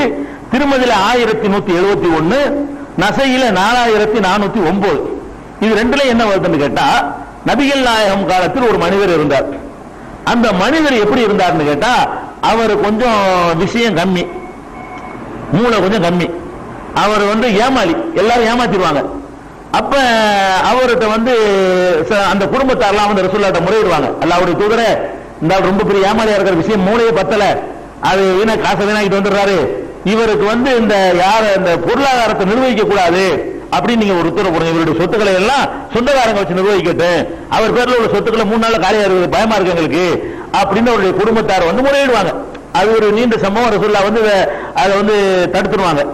அப்ப அதுல என்ன வருதுன்னு கேட்டா, அவருடைய மூளையில கொஞ்சம் பலவீனமான மூளைன்னு வருதுல, அந்த மூளைக்கு உக்குதத்துன்னு வருது ஹதீஸ்ல. பாயிண்ட் அதான், அவர் நபிகள் நாயகம் காலத்தில் ஒரு மனிதர் இருந்தார், அவருடைய உக்குதத்துல வந்து பலவீனம் இருந்தது. அவருடைய முடிச்சிலே பலவீனம் இருந்துச்சு, மூளையில பலவீனம் இருந்துச்சுன்னு அர்த்தம். இந்த உக்குதத்துக்கு என்ன அர்த்தம்? மூளை உக்குதத்துக்கு எத்தனை அர்த்தம்னு பாருங்க. நீங்க ஏன் அந்த முடிச்சிலேயே நிறுத்துக்கீங்கன்னு கேட்கிறேன். எதனால குழப்பம் வருதுன்னு கேட்டா, முடிச்சுன்னு வந்துச்சுல, முடிச்சு அப்படி நிக்கிறது. ஏப்பா முடிச்சுன்னு வருது, முடிச்சுல ஒரு விலங்குல குழப்பமா இருக்குது, தேருங்கள முடிச்சுட்டா என்ன? உக்குதத்துங்கிற சொல்லி என்னத்துக்கெல்லாம் யூஸ் ஆயிருக்குன்னு பாத்தீங்கன்னா, நான் பேச முடியாத திணறல் வருது பாருங்க, திணறல். அந்த திணறலை வந்து உக்குதத்துன்னு சொல்லப்படுது. ரெண்டு பேருக்கு மத்தியில் ஏற்படுகிற பந்த பாசம் இருக்குது, அது கூட முடிச்சு என்று சொல்லப்படுகிறது. ஒருவனுக்கு ஏற்படக்கூடிய மூளையில உள்ள பலவீனத்தை சொல்லும் பொழுது, அவனுடைய மூளையில் பலவீனம் இருக்குன்னு சொல்ற இடத்துல அவனுடைய உக்குதத்துல வந்து பலவீனம் இருக்குது. உக்குதத்துனா மூளைன்னு அர்த்தம். அப்ப மூளையில் பலவீனம் இருக்குதுங்கிற வார்த்தைக்கு இடத்துல கானபி உக்குதத்திஹி லோஹுன், அவருடைய உக்குதத்துல மூளையில வந்து சிந்தனையில கொஞ்சம் வீக் இருக்குது என்று சொன்னார்கள். அதுல வருது, இப்படி எல்லாம் வருது. இதை விட இன்னும் தெளிவா சொல்வதா இருந்தால், இங்கதான் விஷயத்துக்கே வந்துடுறோம். புகாரில ஒரு ஹதீஸ் இருக்கு, 2 இடத்துல இந்த ஹதீஸ் வருது. புகாரில மட்டுமில்ல, எல்லா நூல்களிலும் இது வருது. முஸ்லிம், அபுதாவுது எல்லா நூல்களிலுமே இது வருது. புகாரில ஒண்ணு இருக்கும், மற்ற தேவையில்லைங்க நம்ம குறிக்கல. புகாரில வந்து எங்க இருக்குன்னா 1142, அதே புகாரில 2269. இந்த ஹதீஸ் எல்லாம் என்ன வருதுன்னு கேட்டா, இப்படி சொல்றாங்க, அபூ ஹுரைரா அறிவிக்கிறாங்க, நபி ஸல்லல்லாஹு அலைஹி வஸல்லம் சொல்றாங்களாம், உங்கள ஒருவர் தூங்கும் பொழுது தலைமாட்டில் வந்து ஷைத்தான் உட்கார்ந்து கொள்கிறான். நீங்க தூங்குறீங்கல்ல, தூங்கும் பொழுது யகுது ஷைத்தானு அலா காஃபியத்தி ரஅஸி அஹதிக்கும், உங்களுடைய நாம ஸலாஸ உக்கதின், நீங்கள் தூங்கும் போது ஷைத்தான் தலைமாட்டில் உட்கார்ந்துகிட்டு ஒரு 3 முடிச்சுகளை போடுகிறான். ஷைத்தான் வந்து தலைமாட்டில் உட்கார்ந்து என்ன செய்யறான், ஒரு 3 முடிச்சியை போடுறான். என்ன செய்யறான்னு கேட்டா, முதல் முடிச்சு என்ன, எந்திரிக்கு போவோம், சுபஹ் எந்திரிக்கும் பொழுது சொல்லுவானா, அலைக்க லைலும் தவீல், இன்னும் இரவு ரொம்ப இருக்கு, பயிருக்கு அவசரப்படுற, இப்பதானே பாங்க சொல்லிருக்காங்க, இன்னும் 1/2 மணி நேரம் இருக்குல்ல, அதுதான் ரசூலுல்லாஹ் சொல்றாங்க, அலைக்க லைலும் தவீல், நீண்ட இரவு இருக்கிறது, இன்னும் கொஞ்சம் நேரம் இருக்கிறது, பொறுக்குது, கொஞ்ச நேரம் தூங்கு, அதை ஒரு முடிச்சு என்று ஒரு முடிச்சை போடுகிறான். அப்புறம் மறுபடி அவன் முழித்து அல்லாஹ்வை நினைவு ஒண்ணான்னு சொன்னானேயானால் வந்து முடிச்சு அவிழ்ந்துடுறான். இப்படி 3 முடிச்சு போடுறான். எந்திரிக்கும் பொழுதெல்லாம் என்ன செய்யறான், முடிச்சு போடுறான் 3 தடவை. இது எப்படி அவிழுதுன்னு சொன்னா, நீ பாட்டு முடிச்சு போடுறியா, நீ பாப்பமான்னு சொல்லிட்டு ஒருவன் விழித்து அல்லாஹ்வை நினைவு கொண்டானேயானால் எந்திரிச்சு உட்கார்ந்தான்னு வைங்க, ஒரு முடிச்சு அவிழ்ந்துருவான். உட்கார்ந்துட்டு மரா எந்திரிச்சு வந்து ஒளி செஞ்சான்னு வைங்க, அடுத்த முடிச்சே விழுந்துருமா. அதுக்கப்புறம் வந்து தொழுதுட்டான்னு வைங்க, 3வது முடிச்சா விழுந்து விடுகிறது. ரசூலுல்லாஹ் சொல்றாங்க, முடிச்சுக்கு அர்த்தம் பாருங்க. ரசூலுல்லாஹ் சொல்றாங்க, தலைமாட்டில் உட்கார்ந்து 3 முடிச்சு போட்டுறான் தூங்கும் போது. அப்ப அந்த 3 முடிச்சுல எப்படி விடுபடுறீங்கன்னு கேட்டா, எந்திரிச்சு உட்கார்ந்துட்டீங்கன்னா ஒரு முடிச்சு அவுட்டு, மறுபடியும் ஒளி செஞ்சுட்டீங்கன்னா 2வது முடிச்சு அவுட்டு, தொழுது முடிச்சீங்கன்னு சொன்னா அவன் உங்களுக்கு போட்ட 3 முடிச்சுல இருந்து நீங்க தப்பிச்சுக்கிட்டீங்க அப்படிங்கிறாங்க. அப்ப நாம என்ன செய்யறோம்னா, ஹதீஸ்ல இது 3 முடிச்சு போடுவான்னு வருதுல, ஏன் இவன் பாதுகாப்பு தேட வேண்டியானே? இவன் தானே போடுறான் முடிச்சு. நீங்க சிகிரு செய்யற பெண்கள் அதுக்கு அர்த்தம் கொடுக்க தேவையில்லாம ஷைத்தானை பொறுத்த வரைக்கும் பெண்பாலா யூஸ் பண்றது குர்ஆன்ல ஆதாரம் இருக்குது. மனுஷனுக்கு சொன்னா தான் பெண்பாலுக்கு ஆண்பால் குழப்பம் வந்துடும். ஷைத்தானை பொறுத்த வரைக்கும் பெண்பாலாகவும் சொல்றதுக்கு என்ன இருக்குது? குர்ஆன்ல ஆதாரம் இருக்குது, ஆண்பால சொல்றதுக்கு ஆதாரம் இருக்குது. அப்ப ஷைத்தான்ங்கிற தீய சக்திகள்ங்கிற அந்த தாகூத்துங்கிற அர்த்தத்துல பயன்படுத்தி கொண்டீர்களே, ஆனால் தீய சக்திகள்ங்கிறது பெண்பாலா பயன்படுத்தப்படும் அரபில. அப்ப முடிச்சுகள்ல ஊதுகிற தீய சக்திகளான சைத்தான்களை விட்டு பாதுகாப்பு தேடுறோம். முடிச்சுல ஊரன்னா என்ன அர்த்தம்? வணக்க வழிபாடு செய்யாம இந்த மாதிரி ஊதி படுத்துங்கு, இன்னும் கொஞ்சம் தூங்கு, இன்னும் கொஞ்சம் தூங்கு கெடுப்பான்ல. வெறும் துன்யாவுக்கு மட்டும்தான் அல்லாட பாதுகாப்பு தேடுவோமா? அந்த சூறா ஓதி இபாதத்துக்கு தேட மாட்டோமா? இவங்க ஒரே இந்த ஒரு மேட்டில் நிக்கிறாங்க. அல்லாட்ட பாதுகாப்பு தேடுறதுன்னா இந்த உலகத்தில் நல்லா இருக்கணும் அதுக்கு மட்டும் நினைக்கிறாங்களே தவிர அந்த ரெண்டு சூறா எல்லா பாதுகாப்பையும் சொல்லி தரக்கூடிய சூறா. அதுலயே ஒரு விஷயம் ஆகிறதுக்குள்ள இருக்கக்கூடாது. மின்சரி நபாதாத்தி பில்லு உட்காந்துன்னா இந்த முடிச்சுல ஊதுவான சைத்தான் உட்காந்து 3 முடிச்சு போடுவா. இந்த ஹதீஸுக்கு பொருத்தமா இருக்கல, 3 முடிச்சு போடுவான் இருக்கிறது, கருப்பான் இருக்கிறது, தூங்குவான் இருக்கிறது. அந்த அர்த்தத்தை செஞ்சுட்டு போனீங்கன்னா குழப்பம் இல்லாம போயிரும்ல. இதே இல்லாத ஒரு சம்பவத்தை கொண்டாந்து 11 முடிச்சு போட்டாங்க, ஒவ்வொரு முடிச்சு அவிழ்ந்துச்சுன்னு அது இல்ல. 11 முடிச்சு போட்டது ஹதீஸ்ல இல்ல, 3 முடிச்சு போட்டு ஹதீஸ்ல இருக்கு. 3 முடிச்சு போட்டது ஹதீஸ்ல இருக்கு. இன்னும் சொல்ல போனா ஊதுறது இருக்குது, நஃபத்து ஊதுறது, நஃபாசாத்து. நஃபாசாத்துனா நஃபத்துல இருந்து வர்றது. இப்லீஸை பத்தி ரசூலுல்லாஹ் சொல்லும்போது, சைத்தானை பத்தி சொல்லும் பொழுது, தொழுகைக்கு முன்னாடி நீங்க புத்தகத்துல படிச்சிருப்பீங்க, அஊது பில்லாஹி மினஷ் ஷைத்தானிர் ரஜீம் மின் நஃபஹிஹி வ நஃபஸிஹி. சைத்தானுடைய நஃபஸை ஊதுறதை விட்டு நான் பாதுகாப்பு தேடுறேன் நம்ம கேட்கிறோம். தொழுகையில தக்பீர் கட்டுறதுக்கு முன்னாடி ஒரு துஆ வந்து ரசூலுல்லாஹ் கட்டி தந்தாங்க. அந்த துஆவுல என்ன வருதுன்னு கேட்டா, இது அபூ தாவூத், நஸஈ, திர்மிதி, இப்னு மாஜாஹ், அது புகாரி முஸ்லிம்ல இல்ல, வேற நூல்கள் எல்லாம் இடம்பெற்று இருக்கிறது. அதுல என்ன வருதுன்னு கேட்டா, அபுதாவுல 651 உதாரணத்துக்காக வேண்டி அபுதாவுல 651 ஹதீஸ்ல வருது, அஊது பில்லாஹி மினஷ் ஷைத்தான் மின் நஃபஹிஹி வ நஃபஸிஹி வ ஹம்ஸிஹி அப்படின்னு சொல்லி வருது. அப்ப ஷைத்தானுடைய சத்தம் போட்டு ஊதுவது, சத்தம் இல்லாம ஊதுவது, அவன் ஊசலாட்டம் பண்றது, மூளை விட்டு பாதுகாப்பு தேட சொன்னாங்க ரசூல் ஸல்லல்லாஹு அலைஹி வஸல்லம். அப்ப இந்த ஊதுதல் என்பது யாருக்கு சொந்தம்? ஷைத்தானோட சேர்க்கப்பட்டிருக்க நஃபஸ் வருதுல, நஃபஸ்ல தான் நஃபாசாத்து. அப்ப அதுல என்ன நல்லா வருதுன்னா, இந்த சூறாவுக்கு சிகருக்கு சம்பந்தமே இல்லை. ஏன்னு கேட்டா அடுத்த சூறாவுல வரும்போது அல்லது வஸ்விஸு ஃபீ சுதூரின் நாஸ்னு வருது. மனித உள்ளங்களிலே தீய எண்ணங்களை உண்டாக்கக்கூடிய அவன்கிட்ட விட்டு அதுதான் அவ்வளவுதான் விஷயம். தீய எண்ணங்களை உண்டாக்குவான்னு நாசுல வருது. அதை பழக்கல வேறு வார்த்தையை கொண்டு அல்லாஹ் என்ன செய்யறான் சொல்லி காட்டுறான்னு சொல்லணுமே தவிர, இதுக்கு நபி ஸல்லல்லாஹு அலைஹி வஸல்லமுடைய அந்த சிகிர் வைத்தார்கள் என்ற ஹதீஸுக்கு எந்த வகையிலும் சம்பந்தம் கிடையாது. இது அது தொடர்பானது இல்ல, இது சிகரத்தான் சொல்லுது என்று எத்தனை அறிஞர்கள் சொன்னாலும் அவங்களாத்தான் சொல்றாங்க. ரசூலுல்லாஹ்வுடைய ஹதீஸை வச்சுக்கிட்டுலாம் சொல்லல, அவங்களாக சொல்வதை விட நாம் ஒரு ஹதீஸை வச்சுக்கிட்டு சொல்வதை நம்ம ஏத்துக்கணும். நான் சொல்ல நீங்க பார்க்க கூடாது, அவங்களா சொல்றாங்க. ஹதீஸ் என்னன்னு கேளுங்க, உங்கள்ட்ட போய் எங்க சிகிரு செய்யறவங்கன்னு அர்த்தம் செஞ்சீங்களே, இந்த அர்த்தம் செய்வதற்கு ஆதாரமா அமைந்த ஹதீஸ் என்னன்னு கேளுங்க. ஹதீஸை காட்ட இயலாது. இப்ப நாம இந்த முடிச்சுனா இதான்னு சொல்றோம், ஊதுறதா இதுங்கிறோம், அதுக்கு நம்ம ஒரு ஹதீஸை காட்டுறோம். இந்த மாதிரி இருக்கு, உக்கத்துக்கு பல அர்த்தம் இருக்குது. அப்ப முடிச்சுகள்ல ஊதுறதுன்னா என்ன அர்த்தம்? இந்த முடிச்சு வச்சுக்கலாம், முடிச்சுக்கு அந்த ஹதீஸ் அதை கூட வச்சுக்கலாம். ஒரு ஆளுக்கு மூளையில பலவீனம் இருந்துச்சுல, மூளையில ஊதுறான், மூளையில ஊதி குழப்பி விடுறான, மின்சரி நபாலாத்தி உட்காதுன்னா சிந்தனைகளிலே ஊதி கெடுக்கக்கூடியவன் அப்படின்னு சிந்தனைகள்ங்கிற அர்த்தம் அந்த உக்கதுக்கு இருக்கிறது.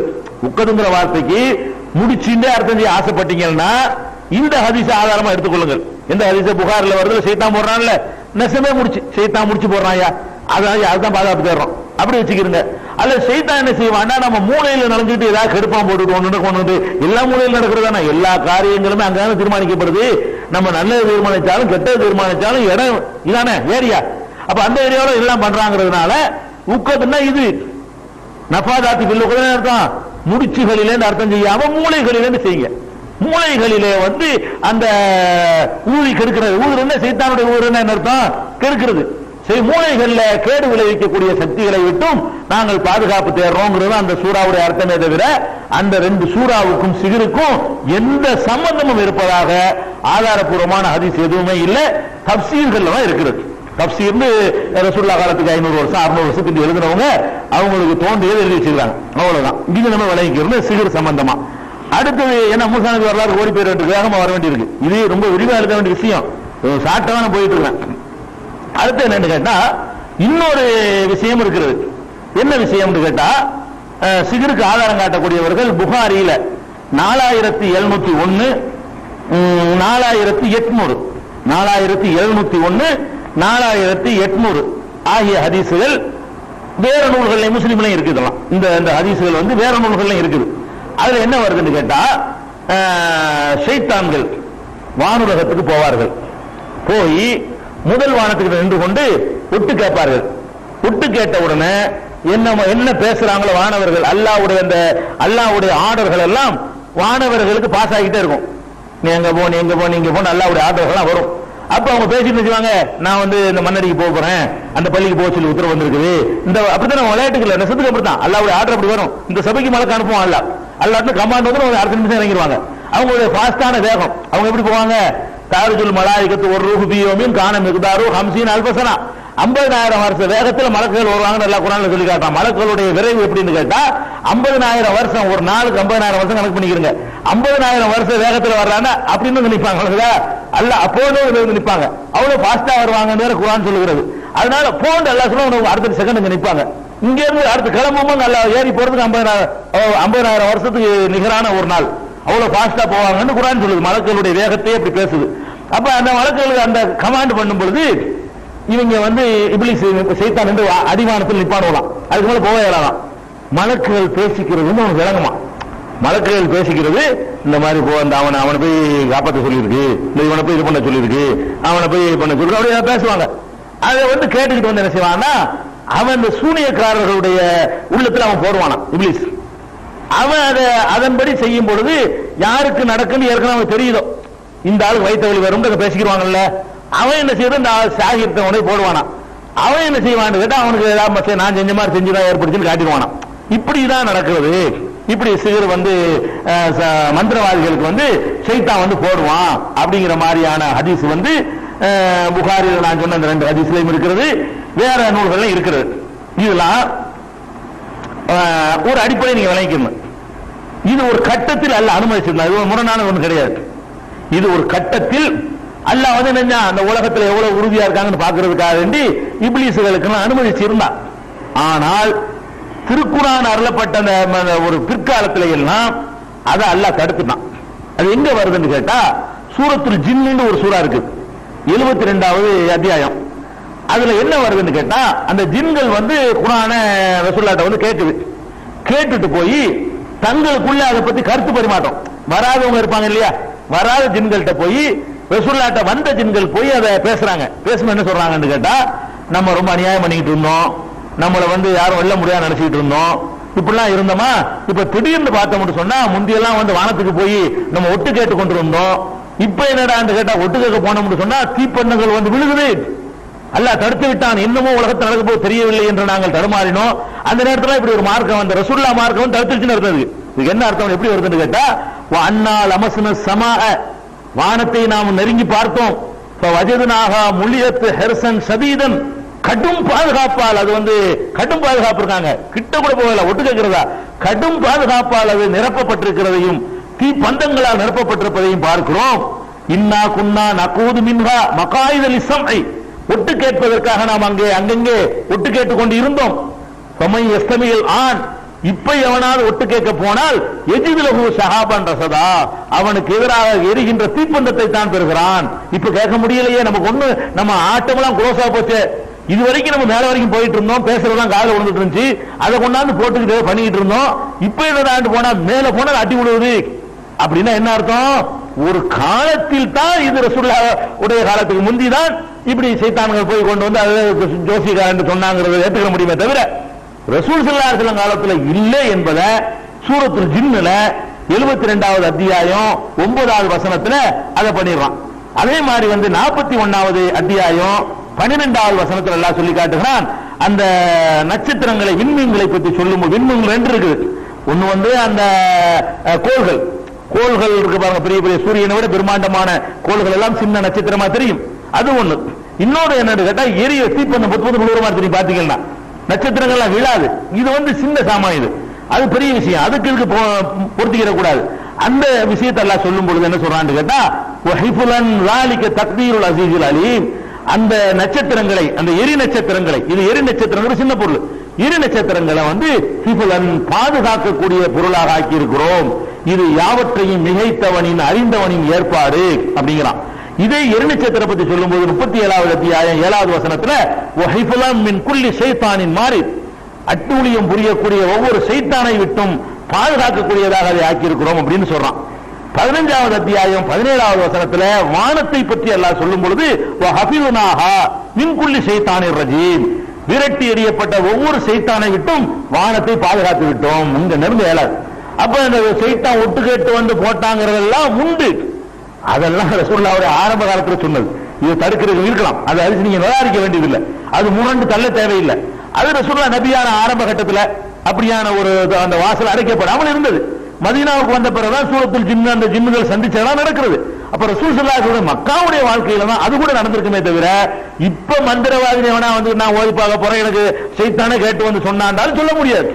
இப்ப ஷைத்தான் அங்க கேட்க இயலாது, வந்து சொல்லவும் இயலாது. இப்ப வந்து பிராடு தானே தவிர ஷைத்தான் வந்து கூட அந்த செய்திகள் வந்து சேரும் என்பது கிடையாது. தடுக்கப்பட்டு விட்டது, பாதுகாக்கப்பட்டு விட்டது, யாரும் நெருங்க முடியாது. கடும் பாதுகாப்புங்கிற வார்த்தைகள் எல்லாம் யூஸ் பண்ணப்பட்டிருக்கிறத பார்க்கிறோம். அதனால அந்த ஷைத்தான் இந்த ஹதீஸ்ல ஆதாரம் காட்டுவாங்க. இதை காட்டினாங்கன்னா அது குர்ஆன்ல வழக்கம் இருக்கு. ஒரு கட்டத்தில் இருந்து தடுக்கப்பட்டுச்சுன்னு குர்ஆனே சொல்லுது. குர்ஆன்ல இருக்கனால இந்த ஹதீஸ் முரண் கிடையாது. அது ஒரு கட்டத்தில் இருந்தது. அந்த ஹதீஸ் ஆரம்பத்தில் உள்ளது கேள்விப்பட்ட ஒரு சஹாபி அறிவிச்சிருப்பார். அதனால நடந்திருக்கு. அந்த ஹதீஸ் நீங்க நிராகரிக்க வேண்டாம். புகார்ல வர ஹதீஸை அதை வந்து முரண் எடுத்துக்கொள்ள வேண்டிய தேவையில்லை. இதை விளங்கிட்டீர்களே ஆனால் சிகர்னு சொல்லி இது பண்றலாம் வந்து நம்ம ஃப்ராடு தான் அப்படின்னு கிடையாது, போலி தான். இந்த போலிங்கிற நம்ம சொன்ன உடனே இந்த முஅத்தஸிலான்னு ஒரு குரூப் இருக்கிறாங்க. அவங்களுக்கு பல விதமான தப்பான கொள்கைகள் எல்லாம் உண்டு. எந்த அளவு அவங்க கொள்கை இருக்கும்னா ஒரு பாவம் செய்ய உடனே காப்பி ஆயிருவாங்க. முஅத்தஸிலாவுடைய கொள்கை என்னன்னு கேட்டா ஒருத்தன் வந்து பொய் சொல்லிட்டான்னு வைங்களேன் உடனே அவன் காப்பி ஆயிருவாங்க. அப்படியான ஒரு கொள்கை உள்ளவங்க. அவங்க இந்த சிகரை இந்த விஷயத்தை மறுக்கிறாங்க. மறுத்த உடனே நம்ம மறுத்த நம்மளே மூச்சலாமா உடனே மூச்சலா கொள்கை அவன் இதை மட்டும் மறுக்கல, நிறைய விஷயங்கள் தப்பா பண்றான். அதுக்காக என்ன செய்வாங்க, சில ஆளுக்கு வந்து இந்த சிகிரு விஷயத்துல சொன்ன உடனே அவங்க இவங்க என்ன நினைக்கிறாங்கன்னா ஹதீஸ்ங்கிற ஏற்றுக்கொண்டு குர்ஆனை நிராகரிக்கிறது வந்தாலும் பரவாயில்லைங்கிறாங்க. வஹீல சந்தேகம் வந்தாலும் பரவாயில்லை, அல்லாஹ்வுடைய தூதர் மேல சந்தேகம் வந்தாலும் பரவாயில்லை, அவனுடைய ஆன்மீக பலம் கூட வந்தாலும் பரவாயில்லை. ஆனால் வந்து அப்படிங்கிற மாதிரி அவங்க ஒரு வரட்டுப்படி வாதத்தில் நிக்கிறாங்க. அவங்க என்ன பண்ணுவாங்கன்னா முஅத்தஸிலான்றுவாங்க. இந்த கருத்துக்களை வந்து ஷாஃபி மதுஹபை சேர்ந்த சில அறிஞர்களை வந்து இது வந்து சிகருங்கிறது எந்த ஒரு இதுவும் கிடையாது, அது ஒரு ஃப்ராடு தான் அப்படிங்கிறாங்க. அவ்வளவுதானா? இமாம் அபூ ஹனீஃபாங்கறாங்களே, அபூ ஹனீஃபாவுடைய கருத்து ஃப்ராடுங்கிறது தான். நம்ம மட்டும் சொல்லல, அனைவருங்கிறாங்களே. அபூ ஹனீஃபா இமாம் என்ன பண்றாருன்னு கேட்டா இதெல்லாம் சிகர்லாம் அதெல்லாம் செய்ய முடியாது. என்ன செய்ய முடியும்? அவர் அழகா சொல்றாரு, ஒரு பொருளை டச் பண்ணி செய்கிறதா இருந்தால் அது உண்டு. ஒரு குறைஞ்சபட்சம் புகைண்டாவது சொல்றாரு, நான் சொல்லல, அது அப்படி சொல்றாரு. குறைஞ்சபட்சம் ஒரு புகையை செலுத்தியாவது ஏதாவது செய்யறதா இருந்தால் செய்ய முடியுமே தவிர டச் பண்ணாமல் எந்த ஒரு பொருளாலையும் கையாலையும் ஆயுதத்தாலையும் டச் பண்ணாமல் இருந்த இடத்துல இருந்து கொண்டு இன்னொருத்தனுக்கு இணைந்து தருவது என்பது கண்டிப்பாக அப்படி ஒண்ணு கிடையவே கிடையாது. அது வந்து கற்பனை, பொய், அப்படி ஒண்ணு கிடையாது, ஏமாத்துறதா இருக்குன்னு சொல்லி அபூ ஹனீஃபா போன்ற அறிஞர்கள்லாம் சொல்லி காட்டுறாங்க.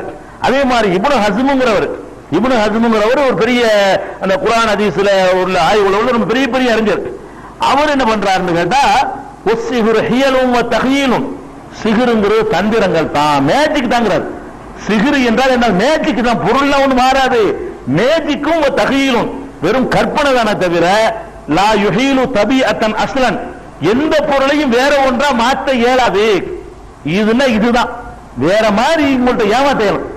கடைசியில் பார்த்தா இதான் இருக்குது. உங்க கண்ண வேண்டாம் ஏமாற்றலாம், தந்திரங்கள் பண்ணலாம்.